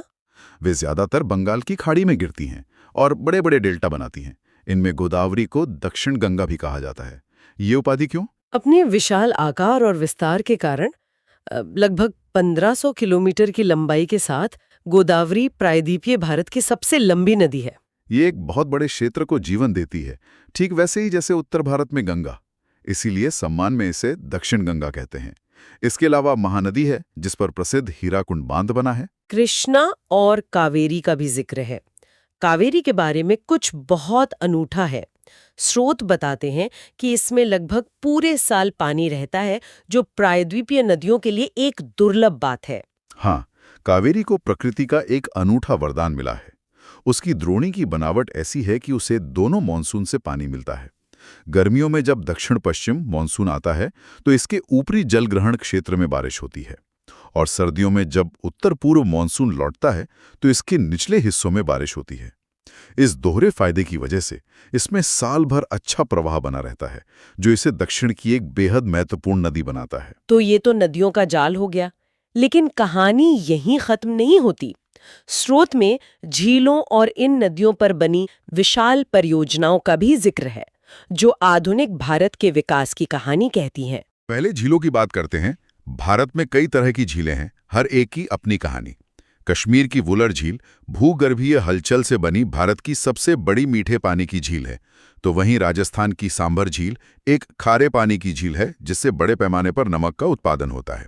और महाराष्ट्र की लोनार झील तो जैसे किसी दूसरी ही दुनिया से आई है। बिल्कुल, माना जाता है कि वो हजारों साल पहले एक उल्कापिंड के पृथ्वी से टकराने से बने गड्ढे यानी क्रेटर में बनी है, एक खगोलीय घटना का धरती पर बना निशान। और फिर ओडिशा की चिल्का झील है, जो भारत की सबसे बड़ी लैगून है, समुद्र के पानी से बनी झील, जो प्रवासी पक्षियों के लिए एक स्वर्ग है। और अंत में बात करते हैं इन परियोजनाओं की। बांधों को अक्सर आधुनिक भारत के मंदिर कहा गया है, लेकिन ये एक दोधारी तलवार भी साबित हुए हैं। ये एक बहुत अहम मुद्दा है। ये परियोजनाएं जरूरी हैं। सतलुज पर बना भाखड़ा नांगल पंजाब और हरियाणा को बिजली और सिंचाई के लिए पानी देता है। महानदी पर बना हीराकुंड बांध, जो कभी उड़ीसा का शोक थी, उसकी बाढ़ को नियंत्रित करता है। भागीरथी पर टेहरी भारत का सबसे ऊंचा बांध है। और नर्मदा पर बना सरदार सरोवर प्रोजेक्ट, जिसके बारे में स्रोत में बताया गया है, वो तो एक बहुत बड़ा केस स्टडी है। एक तरफ गुजरात और राजस्थान के सूखे इलाकों के लिए ये वरदान है, और दूसरी तरफ इसके निर्माण से हजारों लोगों को विस्थापित होना पड़ा और बड़े पैमाने पर पर्यावरण को भी नुकसान हुआ। तो ये हमेशा एक संतुलन बनाने की चुनौती है, विकास की जरूरत और उसकी सामाजिक व पर्यावरणीय कीमत के बीच। अब चलते हैं अगले चैप्टर पर, भारतीय मानसून प्रणाली। जी बिल्कुल। हमारे पास जलवायु विज्ञान और भूगोल पर कुछ बेहतरीन सोर्स हैं, जो उसकी गतिशीलता और पैटर्न को समझाते हैं। और ये टॉपिक बहुत ही दिलचस्प है। हमारा मिशन सिर्फ ये समझना नहीं है कि मॉनसून कैसे काम करता है, बल्कि एक तरह से एक बूंद पानी की कहानी सुनना है। वाह! एक ऐसी बूंद जो हिंद महासागर में जन्म लेती है, हजारों किलोमीटर का सफर तय करती है, हिमालय से टकराती है और भारत की किस्मत लिखती है। बिल्कुल, ये भारतीय मॉनसून की कहानी है। तो चलिए शुरू करते हैं। तो चलिए इसे खोलकर देखते हैं। सबसे पहले मॉनसून शब्द, ये सुनने में तो बस बारिश का मौसम लगता है, लेकिन हमारे सोर्स बताते हैं कि इसका असली मतलब कुछ और ही है। बिल्कुल, हम अक्सर मॉनसून को बारिश का पर्याय मान लेते हैं, लेकिन इसका असली मतलब है हवाओं का अपनी दिशा बदलना। अच्छा। हाँ, ये शब्द अरबी शब्द मौसम से आया है, जिसका मतलब है मौसम। इसकी सबसे बड़ी पहचान है हवाओं का मौसमी उलटफेर। मौसमी उलटफेर मतलब साल के 6 महीने हवा एक दिशा से आती है और अगले 6 महीने लगभग उल्टी दिशा से। ये एक बहुत बड़े पैमाने पर होने वाला सी ब्रीज और लैंड ब्रीज जैसा है, जो पूरे उपमहाद्वीप को प्रभावित करता है। ये दिलचस्प है।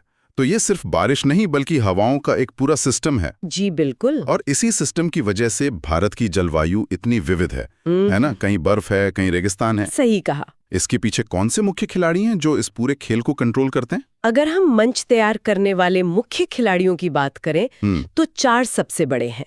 पहला है अक्षांश यानी लैटिट्यूड, भूमध्य रेखा से दूरी। कर्क रेखा या ट्रॉपिक ऑफ कैंसर भारत के लगभग बीच से गुजरती है। बिल्कुल बीच से। हाँ, और ये देश को 2 जलवायु क्षेत्रों में बांट देती है। दक्षिणी हिस्सा उष्णकटिबंधीय यानी ट्रॉपिकल है, जहाँ साल भर गर्मी रहती है। और उत्तरी हिस्सा? और उत्तरी हिस्सा उपोष्णकटिबंधीय यानी सब ट्रॉपिकल है, जहाँ हमें सर्दी और गर्मी दोनों मौसम देखने को मिलते हैं। तो ये एक ही देश में 2 अलग-अलग क्लाइमेट जोन बना देता है। अब दूसरे कारक पर आते हैं, ऊंचाई। ये तो हम सब ने महसूस किया है। जैसे ही हम पहाड़ों पर जाते हैं, मौसम ठंडा हो जाता है। बिल्कुल। ये दूसरा कारक है ऊंचाई यानी एल्टीट्यूड। एक सीधा सा नियम है, हर 1000 मीटर ऊपर जाने पर तापमान लगभग 6.5 डिग्री सेल्सियस कम हो जाता है। 6.5 डिग्री? जी। यही वजह है कि दक्षिण भारत में ऊटी या उत्तर में शिमला जैसे हिल स्टेशन, जो गर्म अक्षांशों में है, फिर भी ठंडे रहते हैं। तो हिमालय तो एक तरह से भारत का विशाल प्राकृतिक एयर कंडीशनर हुआ। हाँ, कह सकते हैं। पर हमारे सोर्स बताते हैं कि ये सिर्फ एसी का काम नहीं करता, ये एक बॉडीगार्ड की तरह भी खड़ा है। आपने बिल्कुल सही समझा। ये हमारा तीसरा और शायद सबसे महत्वपूर्ण कारक है, उच्चावच यानी रिलीफ, जिसमें हिमालय सबसे बड़ा खिलाड़ी है। सबसे बड़ा। यह एक विशाल जलवायु अवरोधक है। सर्दियों में ये मध्य एशिया से आने वाली जो बर्फीली हवाएं हैं ना, उनको रोक देता है। उनको रोककर हमारी रक्षा करता है, वरना दिल्ली में शायद आज बर्फ पड़ रही होती। सोचकर ही ठंड लग रही है। और गर्मियों में ये हिंद महासागर से आने वाली नमी से भरी हवाओं को रोककर उन्हें ऊपर उठने पर मजबूर करता है, जिससे पूरे उत्तर भारत में बारिश होती है। तो अगर ये दीवार ना होती तो मानसून की हवाएं शायद भारत को पार कर चीन पहुंच जाती। बिल्कुल। और चौथा कारक है समुद्र से दूरी, जो दिल्ली और मुंबई के मौसम के फर्क को समझाता है। हाँ, इसे महाद्वीपीयता या कॉन्टिनेंटलिटी कहते हैं। मुंबई जैसे तटीय शहरों में सम जलवायु होती है, मतलब ना ज्यादा गर्मी ना ज्यादा सर्दी, क्योंकि समुद्र तापमान को नियंत्रित रखता है। लेकिन दिल्ली जैसे शहर जो समुद्र से बहुत दूर हैं, वहाँ विषम जलवायु होती है। गर्मियों में भयानक गर्मी और सर्दियों में कड़ाके की ठंड। ठीक है, तो हमने स्टेज सेट कर लिया है। हिमालय की दीवार है, समुद्र का प्रभाव है और कर्क रेखा देश को बांट रही है। बिल्कुल। लेकिन इस स्टेज पर असली ड्रामा तो हवाएं करती हैं। आखिर कौन सी अदृश्य शक्ति है जो इन हवाओं को हजारों किलोमीटर तक धकेलती है और उन्हें रास्ते में मोड़ भी देती है? यहाँ पर कोरियोलिस बल का जिक्र आता है, जो सुनने में बहुत जटिल लगता है। इसे एक सरल तरीके से समझ सकते हैं। कोरियोलिस बल पृथ्वी के घूमने से पैदा होता है। आप इसे पृथ्वी का स्पिन इफेक्ट कह सकते हैं। स्पिन इफेक्ट, जैसे गेंदबाज गेंद को स्पिन कराता है। कुछ वैसा ही। इसका नियम सीधा है। उत्तरी गोलार्ध में यह हर चलती हुई चीज जैसे हवा या पानी को दाईं ओर धकेलता है। दाईं ओर। और दक्षिणी गोलार्ध में बाईं ओर। तो अगर मैं एक गेंद को घूमते हुए झूले पर सीधे फेंकने की कोशिश करूं, तो वो सीधी नहीं जाएगी, मुड़ जाएगी। कोरियोलिस बल भी कुछ ऐसा ही है, लेकिन पूरे ग्रह के पैमाने पर। बिल्कुल यही। और भारतीय मानसून के लिए ये बहुत जरूरी है। जो व्यापारिक पवनें दक्षिणी गोलार्ध से भूमध्य रेखा की ओर आती हैं, वे जैसे ही उत्तरी गोलार्ध में प्रवेश करती हैं, ये स्पिन इफेक्ट उन्हें दाईं ओर मोड़ देता है। अच्छा। और बस यही एक मोड़ उन हवाओं को दक्षिण पूर्वी से दक्षिण पश्चिमी बना देता है, और वही भारत का मानसून है। वाह, तो पृथ्वी का घूमना ही मानसून की दिशा तय करता है। एक तरह से हाँ। सोर्स में हवा की नदियों का भी जिक्र है, जेट स्ट्रीम्स। ये क्या हैं और कहाँ बहती हैं? जेट स्ट्रीम्स वायुमंडल में बहुत ऊपर, लगभग 12 किलोमीटर की ऊंचाई पर तेज से बहने वाली हवा की संकरी पट्टियां हैं। ये किसी नदी की तरह ही होती हैं। अच्छा। भारत के लिए दो महत्वपूर्ण हैं। सर्दियों में पश्चिमी जेट धारा यानी वेस्टर्ली जेट स्ट्रीम हिमालय के दक्षिण में बहती है। ये अपने साथ भूमध्य सागर से नमी लेकर आती है। भूमध्य सागर से? जी, जिसे हम पश्चिमी विक्षोभ कहते हैं, और इसी से सर्दियों में उत्तर भारत में बारिश होती है। अच्छा, तो गेहूं की फसल के लिए जो सर्दियों की बारिश होती है उसका सोर्स यूरोप के पास है? ये तो कमाल है ना? और दूसरी जेट स्ट्रीम? दूसरी है पूर्वी जेट धारा या ईस्टर्ली जेट स्ट्रीम, जो गर्मियों में बनती है।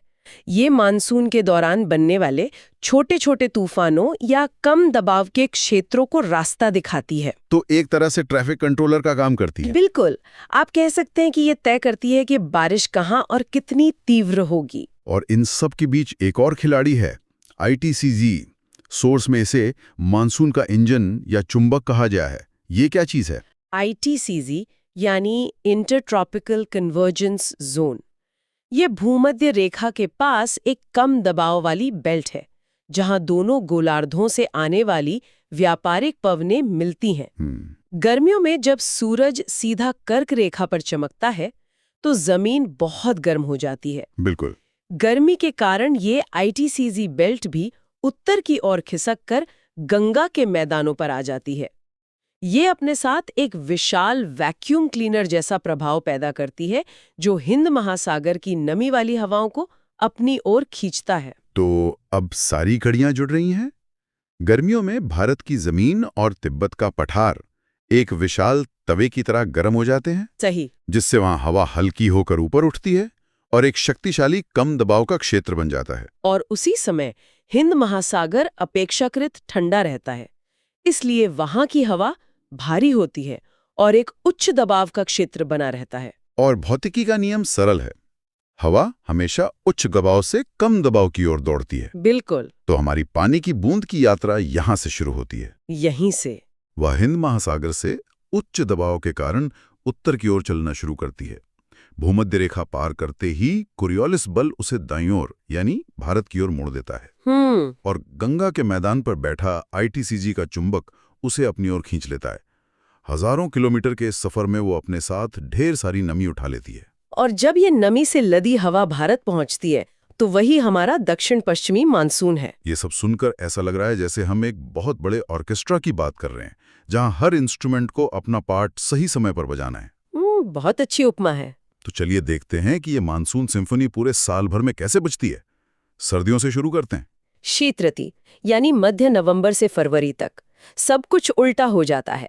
जमीन ठंडी और भारी हो जाती है, जिससे उत्तर भारत में उच्च दबाव बनता है। और समुद्र गर्म रहता है, जहां कम दबाव होता है। तो हवाएं जमीन से समुद्र की ओर बहती हैं, जिन्हें उत्तर पूर्वी मानसून कहते हैं। और ये सूखी होती हैं क्योंकि ये जमीन से आती हैं, ये सूखी होती हैं और ज्यादातर भारत में मौसम साफ और शुष्क रहता है। लेकिन पंजाब और हरियाणा के किसानों के लिए तो सर्दियों की बारिश बहुत जरूरी होती है। वो कहाँ से आती है? वो आती है पश्चिमी विक्षोभ से, जैसा हमने अभी जेट स्ट्रीम के संदर्भ में बात की थी। ये भूमध्य सागर से उठने वाले चक्रवाती सिस्टम है, जो पश्चिमी जेट स्ट्रीम के साथ बहकर भारत पहुंचते हैं और उत्तर पश्चिम में बारिश करते हैं। जी, हल्की लेकिन बहुत महत्वपूर्ण बारिश। फिर आती है गर्मी, मार्च से मई तक, और इसके साथ आते हैं कुछ तूफान जिनके स्थानीय नाम बड़े मजेदार हैं। हाँ, ग्रीष्म ऋतु में तापमान तेजी से बढ़ता है और जमीन मानसून के लिए तैयार होने लगती है। इस दौरान कुछ स्थानीय तूफान आते हैं। उत्तर भारत में चलने वाली गर्म और धूल भरी हवाओं को लू कहते हैं। लू। और एक है काल बैसाखी। काल बैसाखी, नाम में ही कितना ड्रामा है। बैसाख की आपदा। ये सिर्फ एक तूफान नहीं लगता, ऐसा लगता है जैसे ये उस जगह की संस्कृति का हिस्सा बन गया हो। बिल्कुल, ये पश्चिम बंगाल में आने वाला गरज और बिजली वाला एक हिंसक तूफान है। और दक्षिण में केरल और कर्नाटका में मॉनसून से ठीक पहले होने वाली बारिश को मैंगो शावर कहते हैं। मैंगो शावर, कितना प्यारा नाम है। ये आम की फसल को जल्दी पकाने में मदद करती है। और फिर आता है वो बड़ा पल जिसका सबको इंतजार रहता है, मॉनसून का आगमन। जून के पहले हफ्ते के आसपास केरल के तट पर मॉनसून जोरदार तरीके से दस्तक देता है। यहाँ पहुंचकर ये 2 शाखाओं में बढ़ जाता है। 2 शाखाओं में? पहली है अरब सागर शाखा। ये सीधे पश्चिमी घाट से टकराती है और मुंबई जैसी जगहों पर भारी बारिश करती है। लेकिन यहाँ एक अजीब बात है, मुंबई में बाढ़ आ जाती है, लेकिन उससे कुछ ही दूर पुणे में ज्यादा बारिश नहीं होती। ऐसा क्यों? ये पहाड़ों का कमाल है। हवा पहाड़ की जिस ढलान से टकराती है, यानी विंडवर्ड साइड, वहां अपनी सारी नमी बरसा देती है। लेकिन जब हवा पहाड़ को पार करके दूसरी ढलान लीवर्ड साइड पर उतरती है तो वो शुष्क हो चुकी होती है। या रेन शैडो एरिया कहते हैं। बिल्कुल, पुणे इसी क्षेत्र में आता है। और राजस्थान का क्या? यही शाखा जब आगे राजस्थान पहुंचती है तो अरावली की पहाड़ियां इसके समानांतर पड़ती हैं। वो इसे रोक ही नहीं पाती, इसलिए हवा सीधी निकल जाती है और राजस्थान सूखा रह जाता है। यानी पहाड़ का कोण सब कुछ तय कर देता है। सही कहा। और दूसरी शाखा जो बंगाल की खाड़ी से आती है? बंगाल की खाड़ी शाखा पहले म्यांमार और बांग्लादेश से टकराकर उत्तर पश्चिम की ओर मुड़ती है। ये सीधे मेघालय की गारो, खासी और जयंतिया पहाड़ियों में जाकर फंस जाती है। अच्छा, फंस जाती है? हाँ, इन पहाड़ियों की बनावट एक कीप, एक फनल जैसी है जो हवा को बाहर निकलने का रास्ता नहीं देती। नतीजा? मासन राम, दुनिया की सबसे ज्यादा बारिश। बिल्कुल। इसके बाद ये शाखा गंगा के मैदान में पश्चिम की ओर बढ़ती है, लेकिन जैसे जैसे आगे जाती है इसकी नमी कम होती जाती है। इसीलिए कोलकाता में दिल्ली से और दिल्ली में जोधपुर से ज्यादा बारिश होती है। एकदम सही। तो सितंबर तक बारिश का मौसम चलता है और फिर मानसून की वापसी का समय आता है। इस दौरान क्या होता है? ये मानसून की वापसी का दौर है, अक्टूबर-नवंबर में। अब सूरज दक्षिण की ओर जा चुका होता है, इसलिए गंगा के मैदान पर बना कम दबाव का क्षेत्र कमजोर पड़ जाता है और हवा की दिशा फिर से उलट जाती है। इस दौरान एक अजीब सी घटना होती है जिसे क्वार्क की उमस या अक्टूबर हीट कहते हैं। हाँ, वो चिपचिपी असहनीय गर्मी, जब लगता है कि बारिश के बाद राहत मिलेगी लेकिन मिलती नहीं। वही, आसमान साफ हो जाता है, सूरज तेज चमकता है, लेकिन जमीन में अभी भी नमी होती है। इस उच्च तापमान और नमी के कारण मौसम बहुत उमस भरा हो जाता है। और चक्रवात? इसी समय कम दबाव का केंद्र जमीन से हटकर बंगाल की खाड़ी के ऊपर चला जाता है, जो विनाशकारी उष्णकटिबंधी चक्रवातों के बनने के लिए सबसे अनुकूल स्थिति होती है। इसीलिए भारत के पूर्वी तट पर ज्यादातर चक्रवात इसी मौसम में आते हैं। जी बिल्कुल। सोर्स में एक और दिलचस्प कनेक्शन का जिक्र है, जो भारतीय मानसून को हजारों मील दूर प्रशांत महासागर से जोड़ता है। ये सोचना ही कितना अजीब है कि पेरू के पास समुद्र का तापमान बदलने से भारत के किसी गांव में सूखा पड़ सकता है। ये सिग्नल हजारों मील का सफर कैसे तय करता है? ये जलवायु विज्ञान के सबसे आकर्षक विषयों में से एक है, जिसे एंसो कहते हैं। एंसो? इसमें 2 स्थितियां हैं, अल नीनो और ला नीना। जब पेरू के तट पर प्रशांत महासागर का पानी असामान्य रूप से गर्म हो जाता है तो उसे अल नीनो कहते हैं। अच्छा। ये वैश्विक वायुदाब पैटर्न को बदल देता है, जिससे भारत के ऊपर मॉनसून का सिस्टम कमजोर पड़ जाता है। नतीजा होता है कम बारिश और सूखे की आशंका। और ला नीना इसका ठीक उल्टा है। सही। ला नीना के दौरान पेरू का तट सामान्य से ज्यादा ठंडा हो जाता है। इसका प्रभाव भारतीय मानसून के लिए अक्सर अच्छा होता है, जिससे सामान्य से ज्यादा बारिश होती है। जी, और कभी-कभी बाढ़ की स्थिति भी बन जाती है। ये दिखाता है कि भारतीय मानसून सिर्फ एक स्थानीय घटना नहीं है, बल्कि ये एक वैश्विक पहेली का हिस्सा है। तो इस पूरी जटिल प्रक्रिया को देखने के बाद, जिसमें स्थानीय पहाड़ों से लेकर हजारों मील दूर समुद्र की धाराएं तक शामिल हैं, हम भारत की जलवायु के बारे में क्या निष्कर्ष निकाल सकते हैं? सबसे बड़ा निष्कर्ष यह है कि एक ही मॉनसून प्रणाली भारत में कितने अलग-अलग तरह के जलवायु क्षेत्र बना देती है। कोपेन का वर्गीकरण इसे बहुत अच्छे से दिखाता है। इसी एक मॉनसून के कारण पश्चिमी घाट पर अमेज़न जैसा वर्षावन है, तो राजस्थान में सहारा जैसा गर्म मरुस्थल और मध्य भारत में अफ्रीका जैसा सवाना भी है। एक ही सिस्टम के इतने रूप। और अंत में सबसे महत्वपूर्ण बात यह है कि भारत की कृषि, अर्थव्यवस्था, नदियां और संस्कृति सब कुछ मानसून की लय पे नाचता है। बिल्कुल। तो चलिए अब अगले अध्याय पर चलते हैं। आज हम भारत की जमीन की कहानी सुनेंगे। ये कहानी नक्शों की नहीं, बल्कि उस मिट्टी की है जिस पर हम चलते हैं, जिससे हमारा अनाज उगता है। बिल्कुल। हमारे सामने भारत की मिट्टी पर कुछ बहुत ही बढ़िया रिसर्च है और हमारा मिशन है इस जानकारी में से वो बातें निकालना जो हमें ये समझाएं कि क्यों भारत के किसी कोने में कपास उगती है तो किसी में चाय। सही बात है। तो कहानी शुरू कहाँ से होती है, मतलब मिट्टी आखिर है क्या? ये कहानी शुरू होती है पृथ्वी की सबसे ऊपरी, सबसे कीमती परत से। जिसे हम मिट्टी कहते हैं ना, वो सिर्फ धूल नहीं है। अच्छा, हाँ, वो एक तरह से एक जिंदा चीज है। और इसके बनने की जो प्रक्रिया पैथोजेनेसिस, उसमें हजारों साल लगते हैं। भारतीय कृषि अनुसंधान परिषद यानी ICAR ने भारतीय मिट्टी को मोटे तौर पर 8 हिस्सों में बांटा है। आज हम कुछ सबसे अहम प्रकारों की बात करेंगे। तो फिर सबसे बड़े समूह से ही शुरू करते हैं, जलोढ़ मृदा यानी अलूवियल सॉइल। नोट्स कहते हैं कि ये भारत के लगभग 40 से 45% हिस्से पर है। ये तो बहुत ज्यादा है। हाँ, बहुत ज्यादा। और इसका कारण है कि इसकी अपनी कोई जन्मभूमि नहीं है। ये एक यात्री की तरह है। यात्री की तरह? इसे एजोनल या परिवहित मिट्टी इसीलिए कहते हैं। सोचिए, हिमालय से जो बड़ी बड़ी नदियां निकलती हैं, सिंधु, गंगा, ब्रह्मपुत्र, हाँ, वो अपने साथ पहाड़ों से बारीक गाद और खनिज बहा कर लाती हैं। और हजारों सालों से इन नदियों ने इस गाद को उत्तर भारत के मैदानों में एक चादर की तरह बिछा दिया है। मतलब ये हिमालय का एक तोहफा है जो हर साल नया होता रहता है। बिल्कुल, और इसीलिए ये इलाका इतना उपजाऊ है। यहाँ 2 दिलचस्प नाम हैं, खादर और बांगर।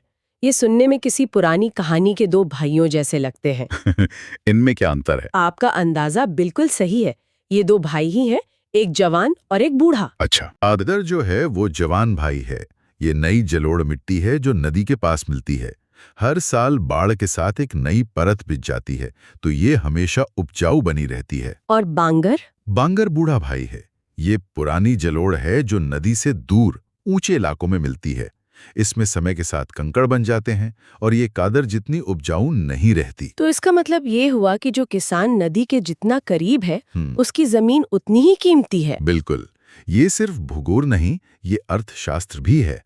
लेकिन इसकी केमिस्ट्री में एक और बड़ी कहानी छिपी है। वो क्या? इसमें पोटाश और चूना तो भरपूर है, लेकिन नाइट्रोजन, फास्फोरस और ह्यूमस की प्राकृतिक रूप से कमी है। ओह अच्छा। और नाइट्रोजन की यही कमी भारत को दुनिया के सबसे बड़े यूरिया उपभोक्ताओं में से एक बनाती है। हम जो करोड़ों टन यूरिया खेतों में डालते हैं ना, वो असल में इसी मिट्टी की प्राकृतिक भूख को शांत करने के लिए होता है। वाह, मतलब मिट्टी की केमिस्ट्री सीधे देश के सब्सिडी बिल से जुड़ी है। तो एक तरफ तो ये मिट्टी है जो बहकर आती है, लेकिन क्या कोई ऐसी मिट्टी भी है जो अपनी जगह पर ही बनती है? जरूर है, और उसके लिए हमें दक्कन के पठार की तरफ चलना होगा, जहां काली मिट्टी का राज है। रेगुर मिट्टी? हाँ, रेगुर। ये जलोढ़ के बिल्कुल उलट है। ये एक जोनल या स्थानिक मिट्टी है। मतलब ये वहीं बनती है जहां इसकी मूल चट्टानें होती हैं। और इसका स्रोत ज्वालामुखी है? हाँ, लाखों साल पहले दक्कन के पठार पर जो ज्वालामुखी फटे थे, उनसे निकले लावा से बसाल्टिक चट्टानें बनी, और उन्हीं चट्टानों के टूटने से ये गहरी काली मिट्टी बनी है। और इसकी सबसे अनोखी बात बताई गई है, स्वतः जुताई यानी सेल्फ प्लाविंग। ये सुनने में तो किसी जादू जैसा लगता है। मिट्टी खुद को जोत सकती है क्या? ये कुदरत का एक इंजीनियरिंग चमत्कार है। इस मिट्टी में नमी सोखने की गजब की क्षमता होती है। जब बारिश होती है तो ये पानी पीकर फूल जाती है और चिपचिपी हो जाती है। लेकिन जैसे ही ये सूखती है तो इसमें गहरी चौड़ी दरारें पड़ जाती हैं। अच्छा, मैंने तस्वीरें देखी हैं। बस यही दरारें जमीन के अंदर तक हवा पहुंचाती हैं, ठीक वैसे ही जैसे जुताई करने पर होता है। यानी प्रकृति खुद ही किसान का आधा काम कर रही है। लेकिन इसका कोई नुकसान भी है? इतनी गहरी दरारों से तो नमी और तेजी से उड़ जाती होगी। आपने बहुत सही सवाल पूछा। ये एक दो-धारी तलवार है। दरारें हवा तो पहुंचाती हैं, लेकिन हाँ, उनसे नमी का वाष्पीकरण भी तेजी से होता है। तो फिर खेती कैसे होती है? इसीलिए इस पर खेती करना एक कला है। मानसून की पहली बारिश के फौरन बाद ही जुताई करनी पड़ती है। लेकिन इसकी नमी धोरे रखने की जो क्षमता है, वो इसे कपास के लिए जन्नत बना देती है। इसीलिए इसे काली कपासी मृदा कहते हैं। बिल्कुल। तो अब तक हमने 2 किरदार देखे, एक घुमक्कड़ जलोढ़ और एक अपनी जड़ों से जुड़ा हुआ यानी काली मिट्टी। अब कहानी में आगे कौन है? यहाँ लाल और पीली मिट्टी का जिक्र है। अब हम भारत के दूसरे सबसे बड़े मृदा समूह पर आते हैं। अगर काली मिट्टी ज्वालामुखी से निकली है, तो लाल मिट्टी पुरानी क्रिस्टल जैसी चट्टानों की देन है। अच्छा। इन चट्टानों में लोहा भरपूर होता है, तो जब हजारों साल तक इन पर मौसम की मार पड़ती है तो इनमें जंग लग जाता है। जैसे किसी लोहे की चीज में लगता है। एग्जैक्टली। ठीक वैसे ही यही जंग इस मिट्टी को उसका लाल रंग देता है। और फिर ये पीली कैसे हो जाती है? ये कोई अलग मिट्टी नहीं है, बल्कि उसी लाल मिट्टी की एक अवस्था है। जब इस लाल मिट्टी में पानी की मात्रा बढ़ जाती है, मतलब ये हाइड्रेटेड हो जाती है, तो इसका रंग बदलकर पीला हो जाता है। दिलचस्प है। अब अगले प्रकार पर आते हैं, लैटेराइट मृदा। इसके नाम में ही एक संकेत है। लैटिन शब्द लेटर का मतलब है ईट। और ये नाम इसकी पूरी कहानी कह देता है। ये मिट्टी एक सर्वाइवर है जो बहुत ज्यादा बारिश और तापमान वाले इलाकों में बनती है। जैसे कि पश्चिमी घाट। हाँ, पश्चिमी घाट और पूर्वोत्तर की पहाड़ियां। यहाँ निक्षालन या लीचिंग की प्रक्रिया होती है। ये लीचिंग क्या है आसान शब्दों में? इसे ऐसे समझिए कि बहुत ज्यादा बारिश की वजह से पानी मिट्टी के फायदेमंद पोषक तत्वों जैसे सिलिका और चूना को अपने साथ बहाकर बहुत नीचे ले जाता है। तो ऊपर क्या बचता है? सिर्फ वो चीजें जो पानी में नहीं घुलती, यानी लोहा और एल्यूमिनियम। इसी वजह से ये मिट्टी सूखने पर बिल्कुल ईंट जैसी सख्त हो जाती है। तो फिर तो ये खेती के लिए अच्छी नहीं हुई। सामान्य खेती के लिए नहीं। लेकिन यहाँ लिखा है कि ये बागानी फसलों के लिए बहुत अच्छी है। ये कैसे? यही तो प्रकृति का कमाल है।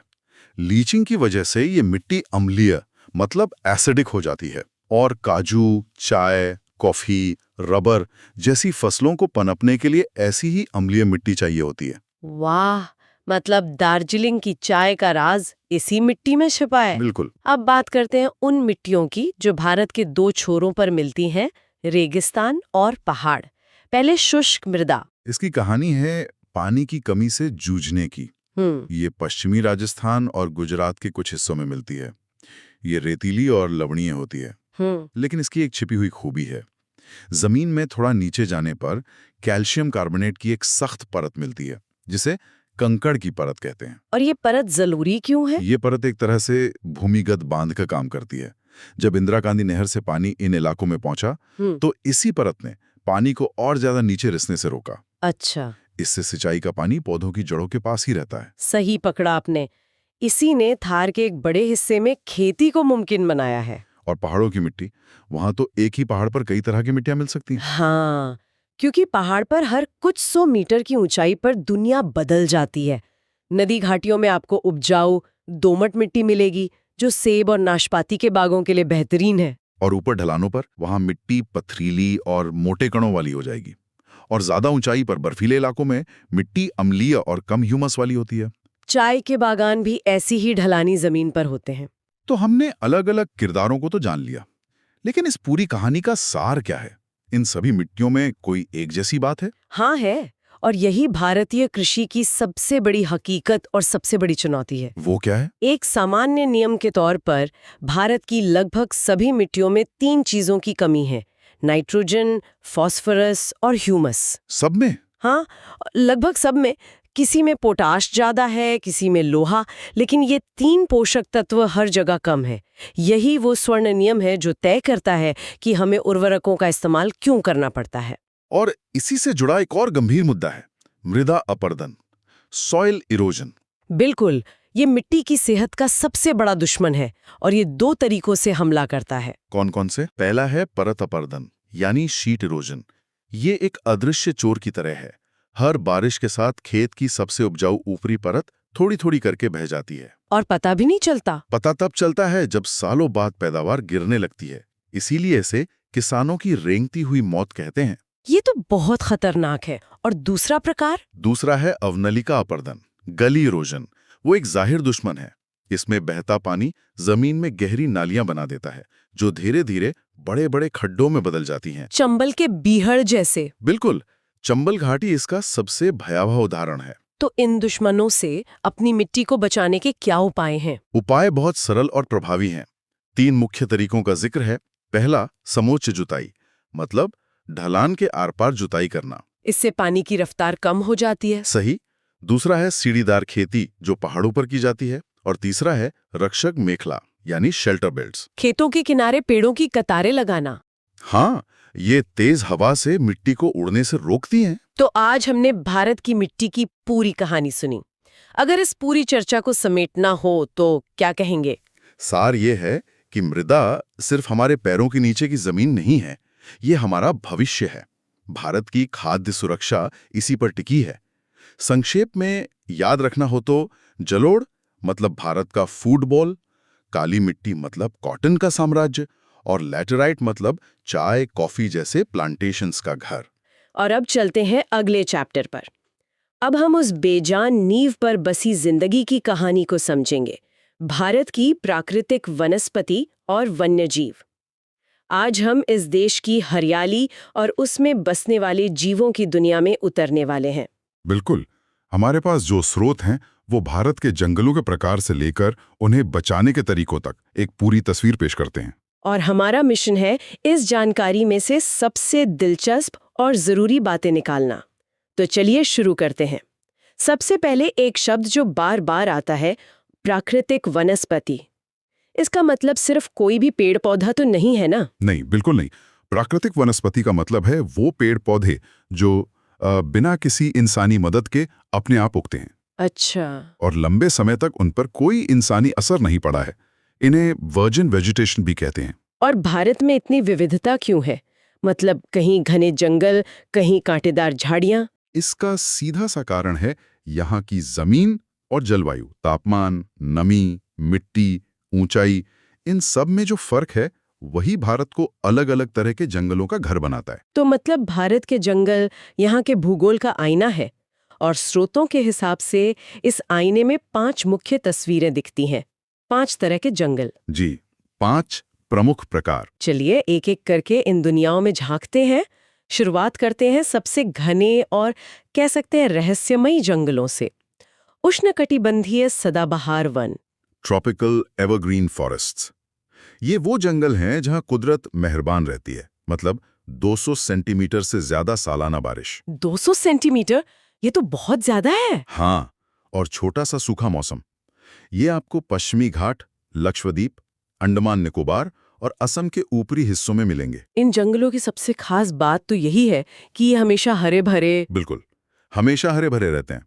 और इसकी वजह भी बड़ी दिलचस्प है। वो क्या है? यहाँ पेड़ों के पत्तियां गिराने का या फूल फलाने का कोई एक तय मौसम नहीं होता। हर प्रजाति का अपना अलग चक्र चलता है। इसीलिए ये जंगल साल भर हरे दिखते हैं। अच्छा, ये बात है। और यहाँ के पेड़, मैंने पढ़ा कि वो बहुत ऊंचे होते हैं। बहुत ऊंचे, 60 मीटर या उससे भी ज्यादा। एक तरह से ये प्रकृति की बहुमंजिला इमारतें हैं।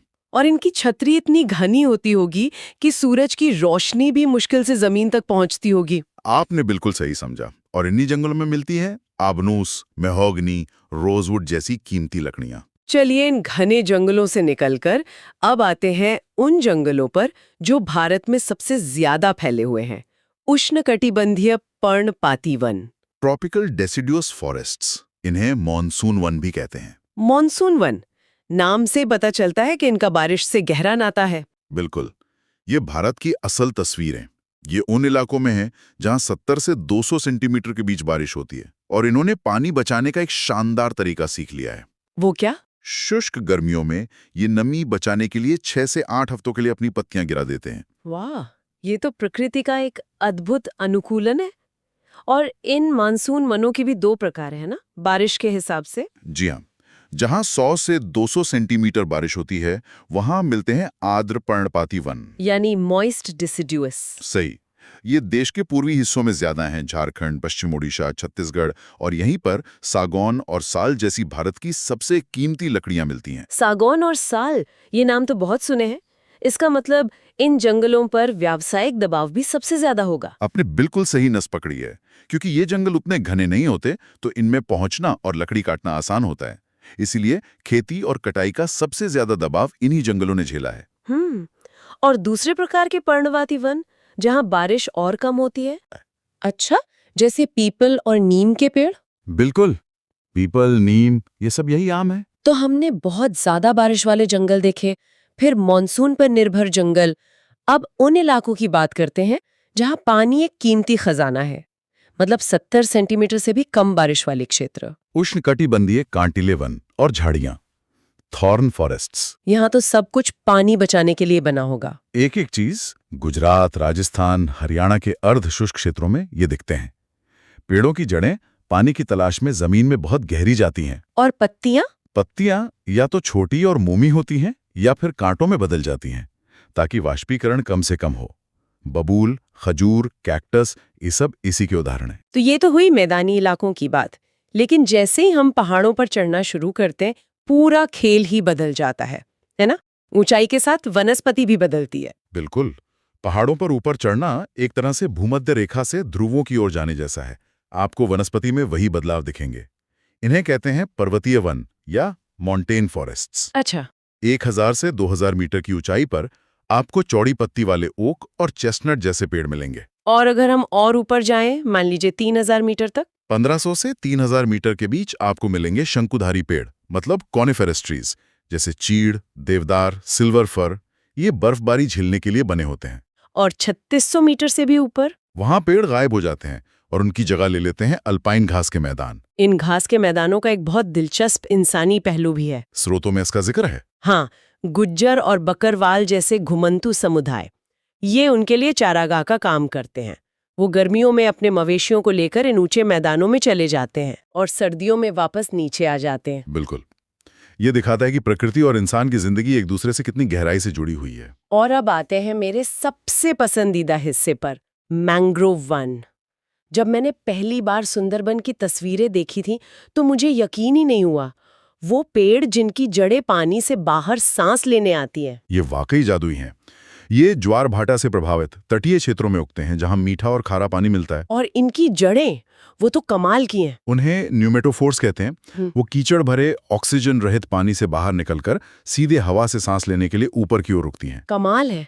और दुनिया का सबसे बड़ा मैंग्रोव वन सुंदरवन, वो भी तो यही है। जी हाँ, गंगा, ब्रह्मपुत्र और मेघना नदियों के डेल्टा पर। और ये मशहूर रॉयल बंगाल टाइगर का घर भी है। इसका नाम सुंदरी वृक्ष पर पड़ा है ना? बिल्कुल।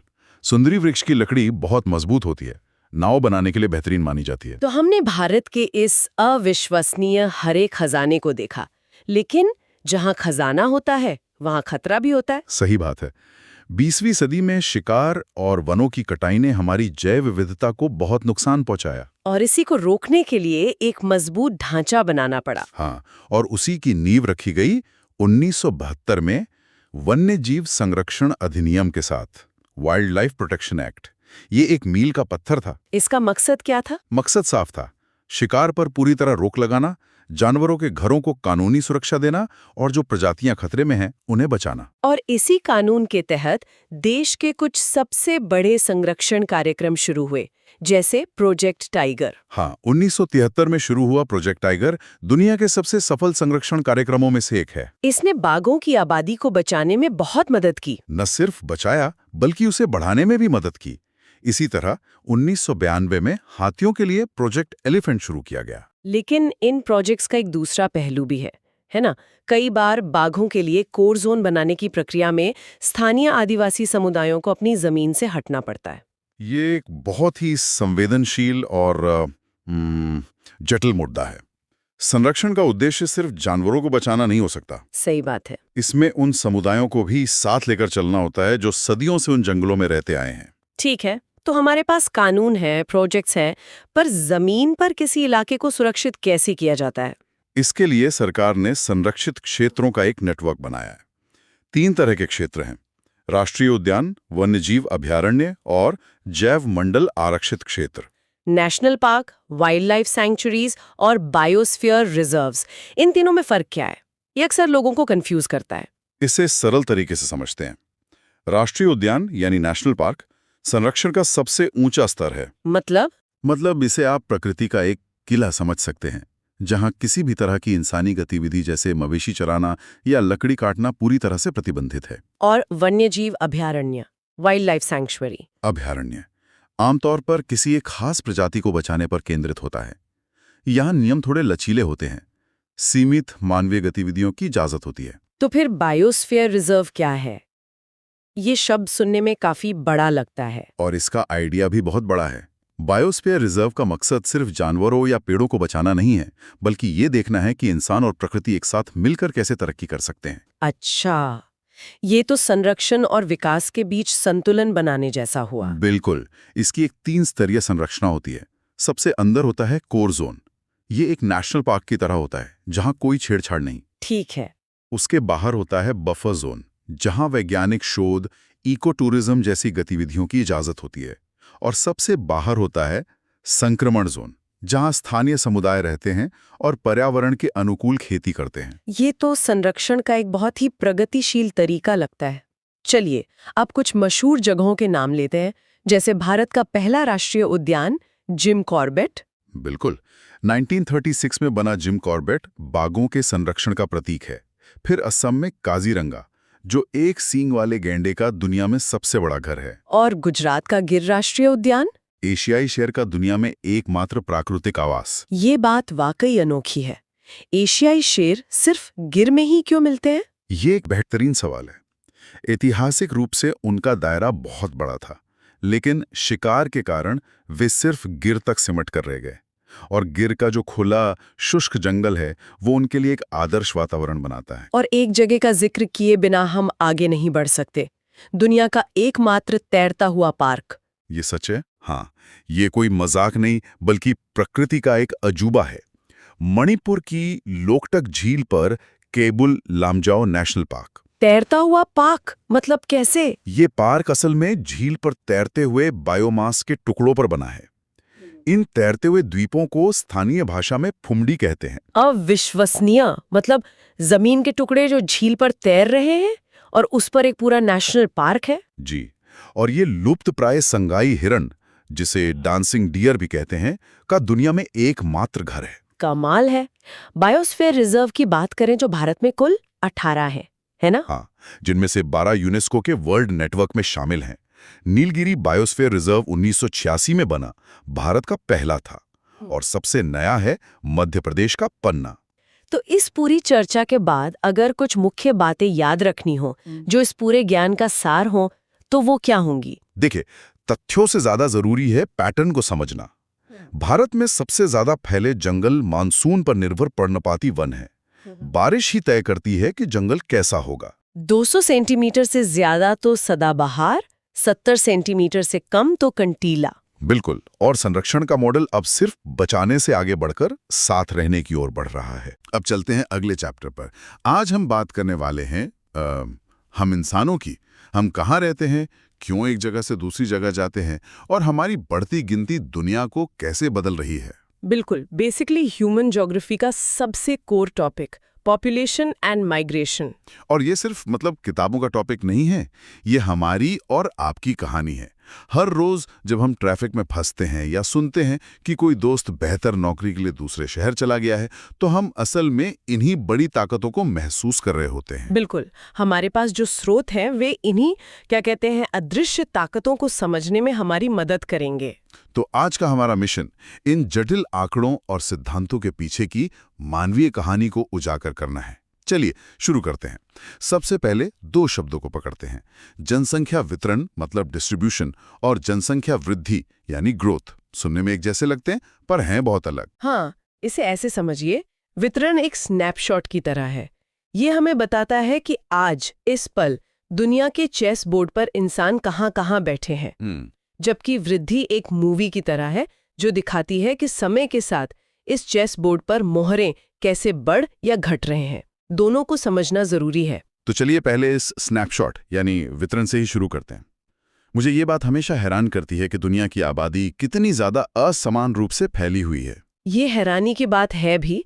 एक बहुत मशहूर आंकड़ा है जॉर्ज जिफ का, जो कहता है दुनिया के 90% आबादी इसके सिर्फ 10% जमीनी हिस्से पर रहती है। सोचिए, 90% लोग सिर्फ 10% जमीन पर। बाप रे। ये दिखाता है कि कुछ इलाकों पर दबाव कितना जबरदस्त है, जबकि धरती का एक बहुत बड़ा हिस्सा लगभग खाली पड़ा है। यही तो मेरा मतलब है, एक तरफ मुंबई या दिल्ली है जहां पैर रखने की जगह नहीं, और दूसरी तरफ अरुणाचल प्रदेश या साइबेरिया के विशाल इलाके हैं जो लगभग वीरान हैं। इसके पीछे का साइंस क्या है? क्या सिर्फ पहाड़ और मैदान का फर्क है या कुछ और भी है? यह बहुत अच्छा सवाल है। इसके पीछे मुख्य रूप से 2 तरह के कारण काम करते हैं। पहला, जैसा आपने कहा, भौगोलिक कारक, और इसमें सबसे बड़ा खिलाड़ी है पानी। आप इतिहास उठाकर देख लीजिए, दुनिया की सारी महान सभ्यताएं, चाहे वो मिस्र हो, मेसोपोटामिया हो या सिंधु घाटी, सब नदियों के किनारे ही पनपी। हाँ, सही बात है। इसीलिए आज भी गंगा और नील नदी की घाटियां दुनिया के सबसे घनी आबादी वाले इलाकों में से हैं। पानी तो जीवन है, ये तो समझ आता है। और क्या इसके बाद आती है जमीन की बनावट यानी लैंडफॉर्म्स। सीधी सी बात है, हम इंसानों को मैदान पसंद है। पहाड़ों पर खेती करना, घर बनाना, सड़कें और रेलवे लाइन बिछाना, सब कुछ मुश्किल और महंगा होता है। हाँ बिल्कुल। इसीलिए पहाड़ी इलाकों में आबादी कम होती है। और फिर है मौसम। हम बहुत ज़्यादा गर्मी या बहुत ज़्यादा ठंडी से बचते हैं। कोई भी सहारा रेगिस्तान या अंटार्कटिका में जाकर बसना नहीं चाहता। ये तो हुए कुदरती कारण, लेकिन आज के ज़माने में तो पैसा और मौके भी बहुत मायने रखते हैं। बिल्कुल। यहीं पर दूसरे तरह के कारक आते हैं, आर्थिक कारक। जहाँ खनिज मिलते हैं वहाँ रोजगार पैदा होता है और लोग खिंचे चले आते हैं। अफ्रीका की कटंगा जाम्बिया तांबा बेल्ट इसका क्लासिक उदाहरण है। लेकिन आज का सबसे बड़ा चुंबक है शहरीकरण और औद्योगिकीकरण।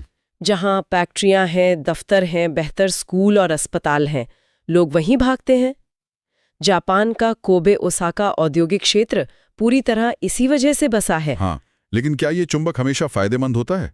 हम मुंबई और दिल्ली जैसे शहरों में देखते हैं कि यह पुल फैक्टर लोगों को खींच तो लाता है, लेकिन फिर यहाँ की भीड़, महंगाई और मुश्किल हालात उन्हें अंदर ही अंदर पुश करने लगते हैं। एक अजीब सा विरोधाभास है। आपने बिल्कुल सही नब्ज पकड़ी है। यही प्रवास की जटिलता है जिस पर हम आगे बात करेंगे। लेकिन पहले चलिए उस मूवी पर वापस चलते हैं, जनसंख्या वृद्धि। हमने ये तो देख लिया कि लोग कहाँ बसे हैं, पर अब सवाल यह है कि उनकी संख्या समय के साथ बदल कैसे रही है। तो हमने वितरण का चेसबोर्ड समझ लिया, जो स्टैटिक नहीं है। हर पल इसमें मोहरे बढ़ रहे हैं। यही कहानी है जनसंख्या वृद्धि की। इसे मापा कैसे जाता है? इसके दो पैमाने हैं। पहला है प्राकृतिक वृद्धि यानी नेचुरल ग्रोथ।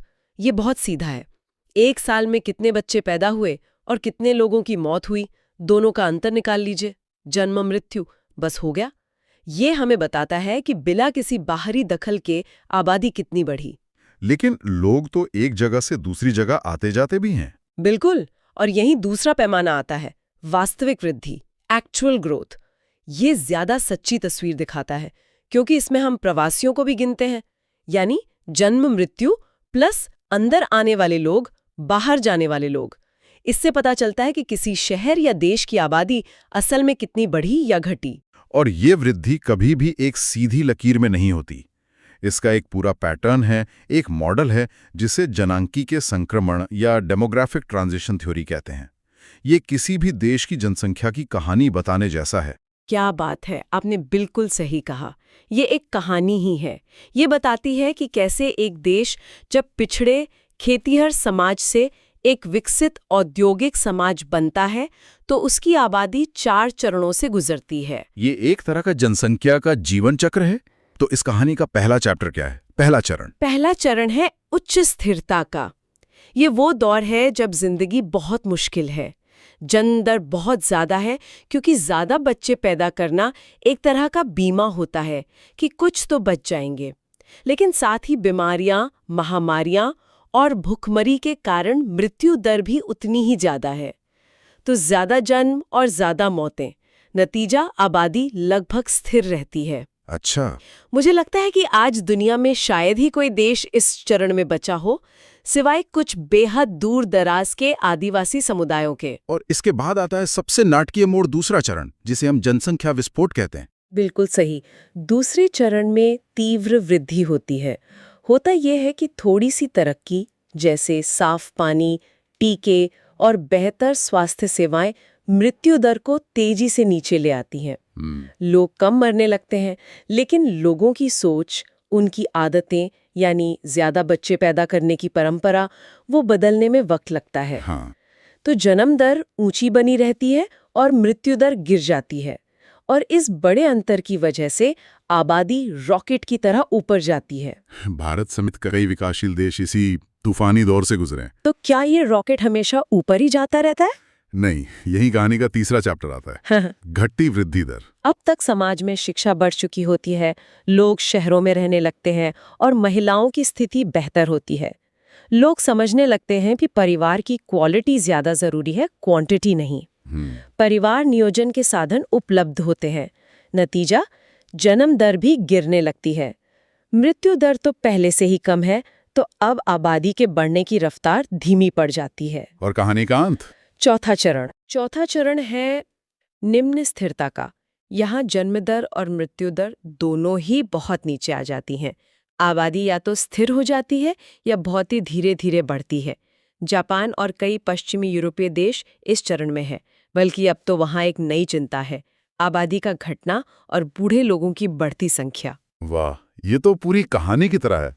अब जनसंख्या को और गहराई से समझने के लिए कुछ और पैमाने भी है, जैसे जनसंख्या घनत्व। ये सिर्फ यही नहीं बताता कि कितने लोग हैं, बल्कि ये भी कि वो कितनी जगह में रह रहे हैं। हाँ, और घनत्व को भी हम 3 अलग-अलग चश्मों से देख सकते हैं, जो हमें अलग-अलग कहानियां बताते हैं। पहला और सबसे आम है अंकगणितीय घनत्व, एरिथमेटिक डेंसिटी। ये सीधी-सीधी भीड़ को मापता है। कुल आबादी को कुल क्षेत्रफल से भाग दे दीजिए, ये हमें मोटा-मोटा अंदाजा देता है। लेकिन ये तो अधूरी कहानी हुई, क्योंकि इसमें तो रेगिस्तान, बर्फीले पहाड़, जंगल सब गिन लिए जाते हैं, जहां कोई रहता ही नहीं। आपने बिल्कुल सही पकड़ा। इसीलिए दूसरा चश्मा ज्यादा जरूरी है। कायिक घनत्व मतलब फिजियोलॉजिकल डेंसिटी। ये सिर्फ खेती करने लायक जमीन को गिनता है और यहाँ आकर असली तस्वीर सामने आती है।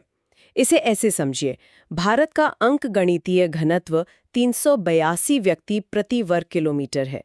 लेकिन अगर हम कायिक घनत्व देखें, जो सिर्फ उपजाऊ जमीन को गिनता है, तो ये आंकड़ा दोगुने से भी ज्यादा, लगभग 800 हो जाता है। ओह, मतलब हमारी खेती वाली जमीन पर असल दबाव हमारी कल्पना से कहीं ज्यादा है। ये सिर्फ भीड़ नहीं, ये तो सीधे सीधे हमारे संसाधनों पर बोझ की कहानी है। एग्जैक्टली। और एक तीसरा घनत्व भी है, कृषि घनत्व, एग्रीकल्चरल डेंसिटी। ये बताता है कि खेती में लगे लोगों के लिहाज से जमीन पर कितना दबाव है, यानी कुल खेती हर आबादी को कुल खेती योग्य भूमि से भाग देना। जिन देशों में टेक्नोलॉजी बहुत एडवांस्ड है, वहाँ कम किसान बहुत बड़ी जमीन पर खेती कर लेते हैं, तो उनका कृषि घनत्व कम होता है, भले ही कायिक घनत्व ज्यादा हो। घनत्व के अलावा एक और आंकड़ा है जो मुझे बहुत महत्वपूर्ण लगता है, साक्षरता। ये सिर्फ ये नहीं बताता कि कितने लोग पढ़ लिख सकते हैं, बल्कि ये समाज का एक्सरे कर देता है। बिल्कुल। साक्षरता विकास का एक थर्मामीटर है।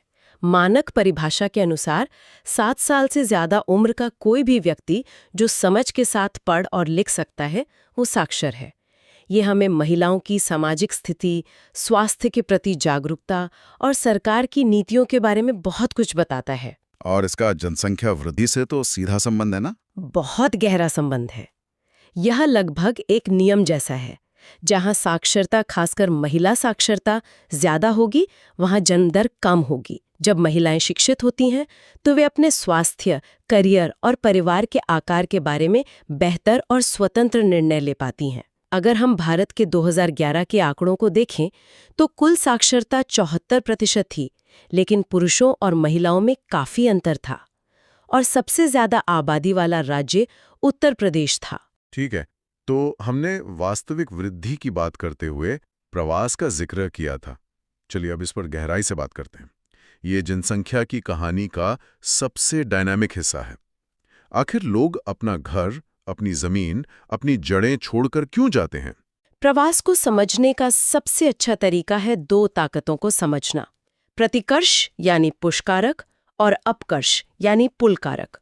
ये एक तराजू की तरह है। प्रतिकर्ष यानी जो धक्का देकर बाहर निकालें। हाँ, प्रतिकर्ष कारक वो नकारात्मक वजह हैं जो लोगों को अपना घर छोड़ने पर मजबूर करती हैं, जैसे गांव में बेरोजगारी, गरीबी, राजनीतिक अशांति, लड़ाई झगड़े या फिर बाढ़ और सूखे जैसी प्राकृतिक आपदाएं। ये वो हालात हैं जो कहते हैं यहाँ से भागो। और अपकर्ष कारक इसका ठीक उल्टा होगा, जो अपनी ओर खींचे। शांति और सुरक्षा का माहौल, बच्चों के लिए अच्छे स्कूल, बेहतर अस्पताल और एक बेहतर जिंदगी की उम्मीद। ज्यादातर लोग इन्हीं दोनों धक्के और खिंचाव के मिले-जुले असर से ही प्रवास का फैसला लेते हैं। ये तो बहुत दिलचस्प है। मैं हमेशा सोचता था कि गांव से शहर आना ही सबसे बड़ा माइग्रेशन होगा, लेकिन मैंने पढ़ा है कि आंकड़े कुछ और ही कहानी कहते हैं। आप सही कह रहे हैं। ये एक आम धारणा है, लेकिन प्रवास की 4 मुख्य धाराएं हैं। और आपको जानकर हैरानी होगी कि भारत में सबसे बड़ी धारा है ग्रामीण से ग्रामीण प्रवास की। गांव से गांव? वो क्यों? इसका मुख्य कारण है विवाह। जब एक महिला की शादी होती है, तो वो अक्सर अपना गांव छोड़कर पति के गांव चली जाती है, क्योंकि ये बहुत बड़े पैमाने पर होता है, ये भारत में प्रवास की सबसे बड़ी धारा बन जाता है। अरे वाह, ये तो पूरी तस्वीर ही बदल देता है ना? वाकई। और बाकी धाराएं? दूसरी सबसे बड़ी धारा है ग्रामीण से शहरी, जिसके बारे में हम सब जानते हैं। पुरुष काम और रोजगार की तलाश में गांवों से शहरों की ओर आते हैं। फिर है शहरी से शहरी प्रवास, जहां कोई बेहतर करियर के लिए छोटे शहर से बड़े शहर जैसे बरेली से दिल्ली चला जाता है। और एक चौथी छोटी धारा है शहरी से ग्रामीण प्रवास की। इसे उल्टा प्रवास कहते हैं। अच्छा। यह अक्सर लोग रिटायरमेंट के बाद करते हैं या फिर किसी संकट के समय, जैसा हमने कोविड लॉकडाउन के दौरान लाखों मजदूरों को शहरों से अपने गांवों की ओर लौटते देखा। इस पूरे लेन देन का, इस आवागमन का समाज पर क्या असर पड़ता है? इसके असर बहुत गहरे और बहुआयामी होते हैं। आर्थिक रूप से देखें तो बाहर से भेजा गया पैसा, जिसे हम रेमिटेंस यानी विप्रेशन कहते हैं, कई गांवों की अर्थव्यवस्था की रीढ़ है। पंजाब, केरल, बिहार जैसे राज्यों में तो कई गांवों के घर और बाजार परदेश से आई इसी कमाई से चमक रहे होते हैं। और सामाजिक और पर्यावरणीय स्तर पर? जनांकीय रूप से जहां से लोग जाते हैं, यानी स्रोत प्रदेश, वहां की लिंग और आयु संरचना बिगड़ जाती है। अक्सर युवा पुरुष काम करने चले जाते हैं और गांवों में सिर्फ बच्चे, महिलाएं और बूढ़े रह जाते हैं। सामाजिक रूप से नए विचारों का आदान प्रदान होता है और पर्यावरणीय रूप से शहरों पर बेतहाशा दबाव पड़ता है। पानी, बिजली जैसे संसाधनों की कमी होती है और कच्ची बस्तियां यानी स्लम्स जैसी गंभीर समस्याएं पैदा होती हैं। इन सभी जटिलताओं को देखते हुए ये साफ है कि सरकारें चुपचाप नहीं बैठ सकती।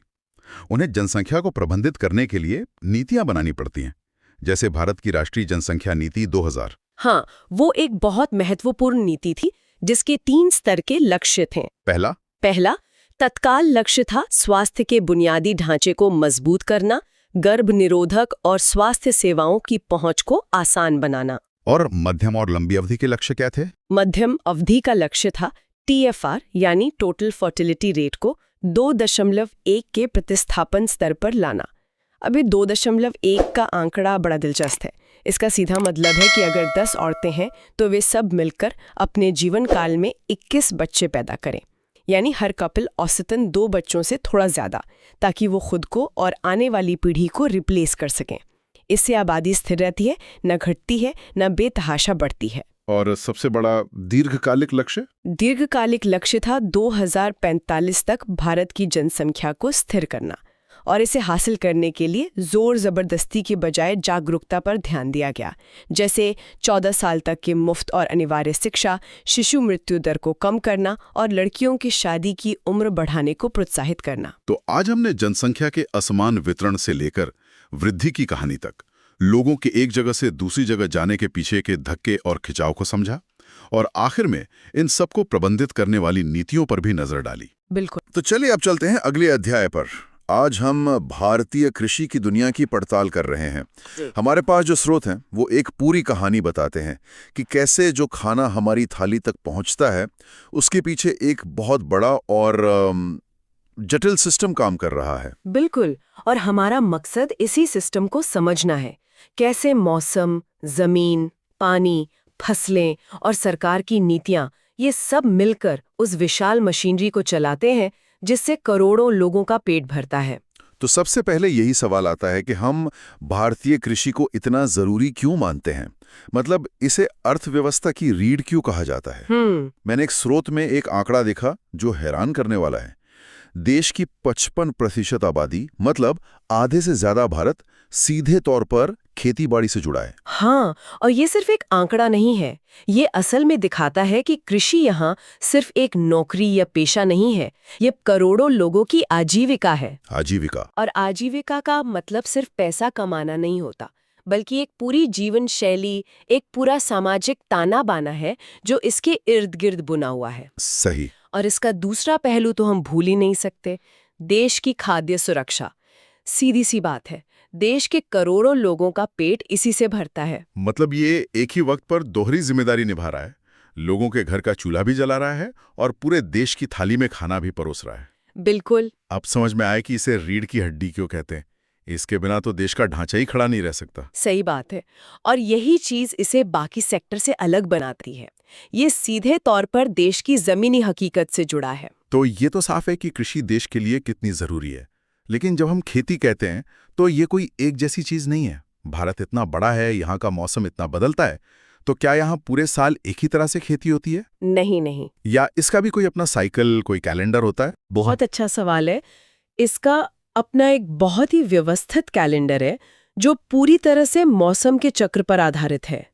भारत की असली ताकत इसकी विविध जलवायु है और हमारे किसानों ने सदियों से इस विविधता का इस्तेमाल करना सीखा है। अच्छा। मोटे तौर पर 3 मुख्य मौसम हैं: खरीफ, रबी और जायद। खरीफ, ये नाम मैंने सुना है। ये मानसून से जुड़ा है ना? एकदम सही। खरीफ का मौसम मानसून के आने के साथ ही जून जुलाई में शुरू होता है, इसीलिए इसे मानसून की फसल भी कहते हैं। इस मौसम का मूल मंत्र है पानी, बहुत सारा पानी। तो क्या इसका मतलब यह है कि खरीफ में सिर्फ वही फसलें उग सकती हैं जिन्हें सचमुच बाढ़ जैसा पानी चाहिए, जैसे कि चावल? हाँ, चावल इसका सबसे बड़ा उदाहरण है, लेकिन इसके अलावा मक्का, ज्वार, बाजरा और कपास जैसी फसलें भी इसी मौसम में होती हैं, जिन्हें अच्छी खासी बारिश की जरूरत होती है। बुवाई मॉनसून की पहली फुहारों के साथ शुरू होती है और कटाई सितंबर-अक्टूबर के आसपास, जब मॉनसून विदा हो रहा होता है। और मॉनसून के जाने के बाद क्या होता है? क्या खेत खाली हो जाते हैं? नहीं, यहीं तो दूसरा चक्र शुरू होता है रबी का। अच्छा। ये सर्दियों की फसल है। इसकी बुवाई अक्टूबर से दिसंबर के बीच होती है, जब तापमान गिरने लगता है। इस फसल को हल्की ठंड की जरूरत होती है। और कटाई? और इसकी कटाई अप्रैल से जून के बीच, यानी गर्मियों की दस्तक के साथ होती है। अच्छा, तो इसे पानी कहाँ से मिलता है? मॉनसून तो जा चुका होता है। इसके लिए पानी के 2 मुख्य स्रोत हैं। एक तो सिंचाई और दूसरा है सर्दियों में होने वाली हल्की बारिश, जिसे हम पश्चिमी विक्षोभ की वजह से जानते हैं। सही। गेहूं को चावल के मुकाबले लगभग आधे पानी की ही जरूरत होती है, इसीलिए ये उन इलाकों में ज्यादा सफल है। गेहूं, जौ, चना, मटर, सरसों, ये सब रबी की मुख्य फसलें हैं। मतलब हमारी रोटी की पूरी व्यवस्था रबी की फसल पर टिकी है? एक तरह से हाँ। एक मिनट, तो मतलब खरीफ और रबी के बीच जो 2-3 महीने का गैप है, हमारे किसान उसे भी नहीं छोड़ते, उसमें भी फसलें उगा लेते हैं। ये तो कमाल का ऑप्टिमाइजेशन है। बिल्कुल। इसी छोटे से गैप को भरने के लिए तीसरा मौसम है जायद। जायद? ये मार्च से जून के बीच का एक छोटा सा सीजन है। इसमें मुख्य रूप से वो फसलें उगाई जाती हैं जो जल्दी तैयार हो जाती हैं और जिन्हें गर्मी बर्दाश्त करने की आदत होती है। जैसे? तरबूज, खरबूजा, खीरा। मतलब गर्मियों की छुट्टियों में जो हम तरबूज और खीरा खाते हैं, वो दरअसल 2 मुख्य फसलों के बीच के छोटे से ब्रेक में उगाए जाते हैं। बिल्कुल सही पकड़ा। ये तो मुझे पता ही नहीं था। ये दिखाता है कि प्रकृति के कैलेंडर का एक भी दिन बर्बाद नहीं किया जाता। यही भारतीय कृषि की खूबी है। और ये मौसम का बंटवारा ही हमें फसलों के वर्गीकरण तक ले जाता है। हमारे स्रोत बताते हैं कि फसलों को मोटे तौर पर 2 हिस्सों में बांटा जा सकता है। कौन कौन से? एक है खाद्यान्न फसलें और दूसरी है नकदी या वाणिज्यिक फसलें। खाद्यान्न तो नाम से ही साफ है, जिन्हें हम खाने के लिए उगाते हैं, जैसे चावल और गेहूं, जो हमारी थाली का आधार हैं। और नकदी फसलें मतलब जिन्हें बेचकर तुरंत कैश मिलता हो। हाँ, आप ऐसा समझ सकते हैं। ये वो फसलें हैं जिन्हें मुख्य रूप से बाजार में बेचने या उद्योगों में कच्चे माल के तौर पर इस्तेमाल करने के लिए उगाया जाता है। जैसे चीनी मिलों के लिए गन्ना या कपड़ा मिलों के लिए कपास। चलिए कुछ मुख्य फसलों की जरूरतों को समझते हैं। ये काफी दिलचस्प है। हाँ, चावल से शुरू करते हैं। इसके लिए तो हमने बात की कि बहुत सारा पानी चाहिए। हाँ, 100 सेंटीमीटर से ज्यादा बारिश और 25 डिग्री सेल्सियस से ऊपर का तापमान। मिट्टी भी ऐसी चाहिए जो पानी को पकड़ कर रखे, जैसे चिकनी या जलोढ़ मिट्टी। इसीलिए पश्चिम बंगाल, उत्तर प्रदेश जैसे राज्यों में खूब होता है। सही। लेकिन यहीं एक दिलचस्प विरोधाभास सामने आता है। वो क्या? पंजाब, जिसे हम चावल के बड़े उत्पादकों में गिनते हैं, वहाँ प्राकृतिक रूप से चावल उगाने लायक बारिश नहीं होती। अच्छा, तो फिर मतलब एक सफलता की कहानी अपने अंदर ही एक भविष्य के संकट को जन्म दे रही थी। बिल्कुल। तो गेहूं की बात करें तो उसकी जरूरतें चावल से बिल्कुल अलग होंगी। बिल्कुल उल्टी। इसे उगने के लिए हल्की ठंड चाहिए और पकते समय खिली हुई गर्म धूप। पानी भी चावल से कम 50 से 75 सेंटीमीटर। तभी पंजाब, हरियाणा और पश्चिमी उत्तर प्रदेश इसके लिए आदर्श जगह है और इन्हें भारत का अन्न भंडार भी कहा जाता है। एकदम सही। और इन दोनों के अलावा मोटे अनाज यानी मिलेट्स का भी जिक्र है। आजकल इनकी बहुत चर्चा हो रही है। और होनी भी चाहिए। ये भविष्य के सुपर फूड्स हैं। ज्वार, बाजरा, रागी, ये ऐसी चमत्कारी फसलें हैं जो बहुत कम पानी और कम उपजाऊ जमीन में भी उग जाती हैं। कठोर फसलें हैं। बहुत कठोर और पोषण से भरपूर होती हैं। जैसे बाजरा रेतीली मिट्टी में आराम से उगता है, तो राजस्थान इसके लिए परफेक्ट है। रागी कर्नाटक के सूखे इलाकों में होती है। ये हमारी कृषि की विविधता और ताकत को दिखाते हैं। अब नकदी फसलों की तरफ आते हैं। गन्ना, जिससे हमारी चीनी बनती है, इसकी क्या खास बात है? गन्ने को गर्म और नमी वाला मौसम पसंद है, लेकिन इसकी सबसे बड़ी खासियत है कि इसे बहुत ज्यादा इंसानी मेहनत की जरूरत पड़ती है, खासकर कटाई के समय। सही। उत्तर प्रदेश इसका सबसे बड़ा उत्पादक है, लेकिन एक मजे की बात यह है कि महाराष्ट्र के गन्ने में चीनी की मात्रा ज्यादा निकलती है। अच्छा, और कपास, जिसे सफेद सोना भी कहते हैं? कपास की अपनी शर्तें हैं। उसे काली मिट्टी बहुत पसंद है, और सबसे जरूरी चीज, उसे 210 दिन पाला मुक्त चाहिए। पाला मुक्त मतलब आसमान साफ होना चाहिए। पाला पड़ने से फसल खराब हो जाती है। इसीलिए गुजरात और महाराष्ट्र के पठारी इलाके इसके लिए सबसे अच्छे हैं। और आखिर में चाय और कॉफी। मुझे हमेशा लगता था कि ये दोनों एक जैसी जगहों पर उगती होंगी। लगती एक जैसी हैं, लेकिन इनकी जरूरतें काफी अलग है। चाय के पौधे को पानी तो खूब चाहिए, लेकिन उसकी जड़ों में पानी रुकना नहीं चाहिए, वरना वो सड़ जाती हैं। अच्छा, इसीलिए ढलानों पर उगाते हैं? हाँ बिल्कुल, जैसा असम और दार्जिलिंग में होता है। वहीं कॉफी को सीधी धूप पसंद नहीं, उसे छाया में उगाया जाता है। भारत की अरेबिका किस्म की कॉफी दुनिया भर में मशहूर है, और ये कर्नाटक और केरल की पहाड़ियों में पेड़ों की छांव में उगती है। तो ये तो साफ है कि हर फसल का अपना एक अलग मिजाज है। लेकिन एक चीज जो सब पर असर डालती होगी, वो है मॉनसून की अनिश्चितता। कभी बारिश जल्दी आ जाती है, कभी देर से, कभी बहुत ज्यादा तो कभी सूखा। इस चुनौती से कैसे निपटा जाता है? यहीं पर सिंचाई की भूमिका आती है। मानसून पर निर्भरता को कम करने के लिए भारत ने सदियों से कई तरीके अपनाए हैं, पारंपरिक भी और आधुनिक भी। जैसे नहरें और नलकूप। हाँ, नहरें उत्तरी मैदानों में बहुत कारगर हैं, जहां हिमालय से निकलने वाली नदियां साल भर बहती हैं, लेकिन इनसे कभी-कभी जल जमाव की समस्या हो जाती है। और नलकूप? लेकिन आज के दौर में सिंचाई का सबसे बड़ा स्रोत नलकूप या ट्यूबवेल बन गए हैं।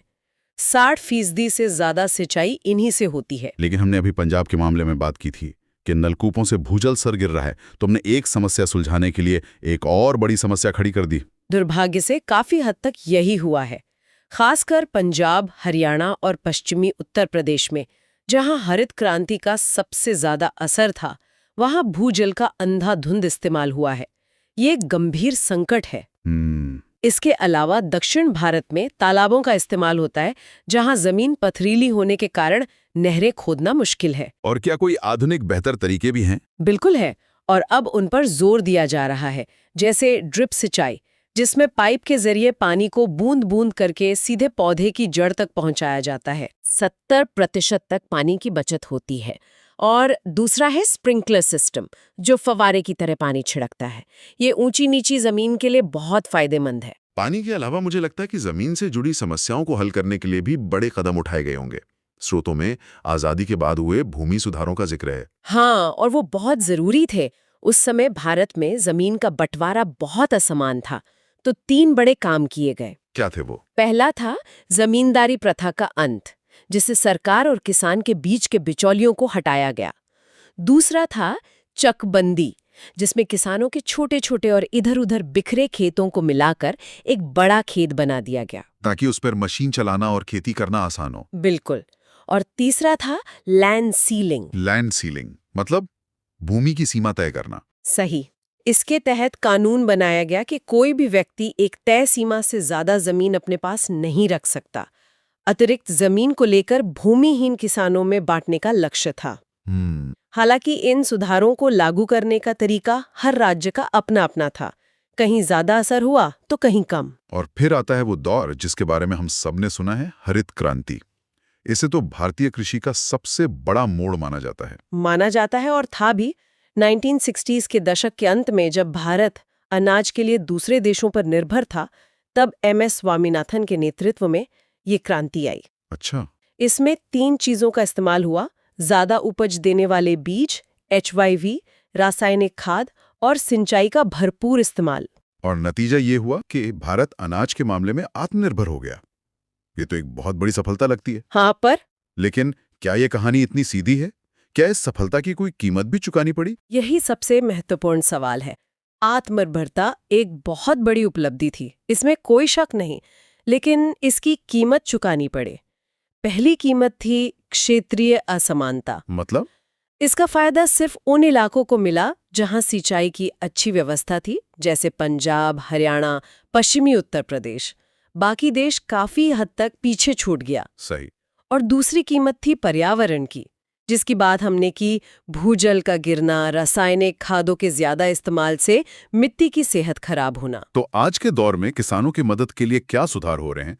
स्रोतों में KCC, MSP और इनाम जैसी चीजों का जिक्र है। ये क्या है? ये किसानों को आर्थिक और बाजार की सुरक्षा देने के तरीके हैं। KCC यानी किसान क्रेडिट कार्ड। हाँ। ये किसानों को बहुत कम ब्याज पर आसानी से लोन मुहैया कराता है, ताकि वे फसल बोने से पहले बीज, खाद वगैरह खरीद सकें। और MSP, ये तो हम खबरों में बहुत सुनते हैं। MSP यानी न्यूनतम समर्थन मूल्य। ये एक तरह की सरकारी गारंटी है। सरकार फसल की बुवाई से पहले ही कुछ मुख्य फसलों की एक कीमत तय कर देती है। तो अगर बाजार में दाम गिर जाए तो सरकार उस MSP पर किसान की उपज खरीदने का वादा करती है। ये किसानों के लिए एक सेफ्टी नेट की तरह काम करता है, उन्हें बाजार के उतार चढ़ाव के जोखिम से बचाता है। और इनाम, ये कुछ ऑनलाइन जैसा लगता है? बिल्कुल। इनाम को ऐसे समझिए जैसे ये किसानों के लिए Amazon है। अच्छा। पहले किसान को अपनी उपज सिर्फ अपनी लोकल मंडी में बेचनी पड़ती थी, जहां कुछ ही खरीदार होते थे। इनाम ने एक ऑनलाइन प्लेटफॉर्म बनाया जहां देश भर की सैकड़ों मंडियां जुड़ी हुई हैं। तो अब मध्य प्रदेश का किसान अपनी उपज को सीधे राजस्थान के किसी खरीदार को बेच सकता है? हाँ, अगर उसे वहां बेहतर दाम मिल रहा हो। ये बिचौलियों को हटाने और असली ताकत किसान के हाथ में देने की एक कोशिश है। इन सरकारी सुधारों के अलावा एक बहुत ही अनोखे आंदोलन का भी जिक्र है, भूदान आंदोलन। हाँ, विनोबा भावे का भूदान ग्रामदान आंदोलन। ये सरकारी नहीं बल्कि एक सामाजिक और आध्यात्मिक आंदोलन था। उन्होंने पूरे देश में पदयात्रा की और बड़े जमींदारों से अपील की कि वो अपनी जमीन का कुछ हिस्सा स्वेच्छा से दान करें, जिसे भूमिहीनों में बांटा जा सके। और लोगों ने दान दी। हजारों लोगों ने जमीन दान दी। इसे रक्तहीन क्रांति भी कहा गया। ये दिखाता है कि भारत में कृषि सुधार सिर्फ कानूनों से नहीं बल्कि दिल बदलने की कोशिशों से भी हुए हैं। तो हमने भारतीय कृषि की एक पूरी यात्रा तय की है। ये समझना कि कैसे 55% आबादी की जिंदगी से जुड़ी है, खरीफ रबी के चक्र को जानना, चावल की पानी की जरूरत से लेके बाजरे की सहनशीलता तक देखना, सही। और फिर जमींदारी से लेकर ई-नैम तक के सफर को समझना, ये वाकई साफ करता है कि ये सिर्फ खेती नहीं बल्कि एक बेहद जटिल और जीवंत व्यवस्था है। बिल्कुल, भारत की खनिज संपदा और ऊर्जा परिदृश्य की। और इन स्रोतों को देखकर मेरे मन में एक बड़ा सवाल आ रहा है, क्या हमारी जमीन में वो सब कुछ है जो हमें एक वैश्विक महाशक्ति बना सकता है, या कुछ ऐसी कमियां भी हैं? ये सवाल बहुत अहम है, क्योंकि खनिज सिर्फ पत्थर के टुकड़े नहीं है। ये तो सभ्यता के बिल्डिंग ब्लॉक्स हैं। हमारे फोन से लेकर आसमान में उड़ते हवाई जहाज तक, और जिस बिजली से हम ये बात कर रहे हैं, सब कुछ इन्हीं खनिजों की देन है। तो ये समझना कि हमारे पास क्या है, कितनी मात्रा में और कहाँ है, ये असल में अपने भविष्य की क्षमता को समझना है। तो चलिए इस खजाने का नक्शा खोलते हैं। स्रोत बताते हैं कि इन खनिजों को समझने के लिए इन्हें 3 मुख्य हिस्सों में बांटा जा सकता है। धात्विक यानी वो जिनमें धातु होती है, अधात्विक जिनमें धातु नहीं होती, और ऊर्जा खनिज, बिल्कुल, जो देश को चलाने का ईंधन है। तो शुरुआत धात्विक खनिजों से करते हैं, और इसमें सबसे पहला नाम आता है लौह अयस्क का। औद्योगिक विकास की रीढ़। हाँ, इन्फोग्राफिक्स में इसे यही कहा गया है, औद्योगिक विकास की रीढ़। और ये कोई बड़ा चढ़ाकर कही गई बात नहीं है। स्टील के बिना आज की दुनिया की कल्पना करना भी मुश्किल है। हाँ, बिल्कुल। हमारे स्रोत 2 तरह के लौह अयस्क का जिक्र करते हैं। एक है मैग्नेटाइट, जो बेहतरीन क्वालिटी का है। इसमें 70% तक लोहा होता है। ओह, 70%? जी। और दूसरा है हीमेटाइट, जिसमें 50 से 60% लोहा होता है, लेकिन औद्योगिक रूप से ये ज्यादा महत्वपूर्ण है। लेकिन एक मिनट, अगर मैग्नेटाइट बेहतर क्वालिटी का है तो हम हीमेटाइट का इस्तेमाल ज़्यादा क्यों करते हैं? बहुत अच्छा सवाल है। इसकी वजह यह है कि हीमेटाइट भारत में ज्यादा मात्रा में और ऐसी जगहों पर मिलता है जहां से उसे निकालना और प्रोसेस करना आसान है। तो औद्योगिक ज़रूरतें हीमाटाइट से ही पूरी होती हैं। अच्छा, तो इन इन्फोग्राफ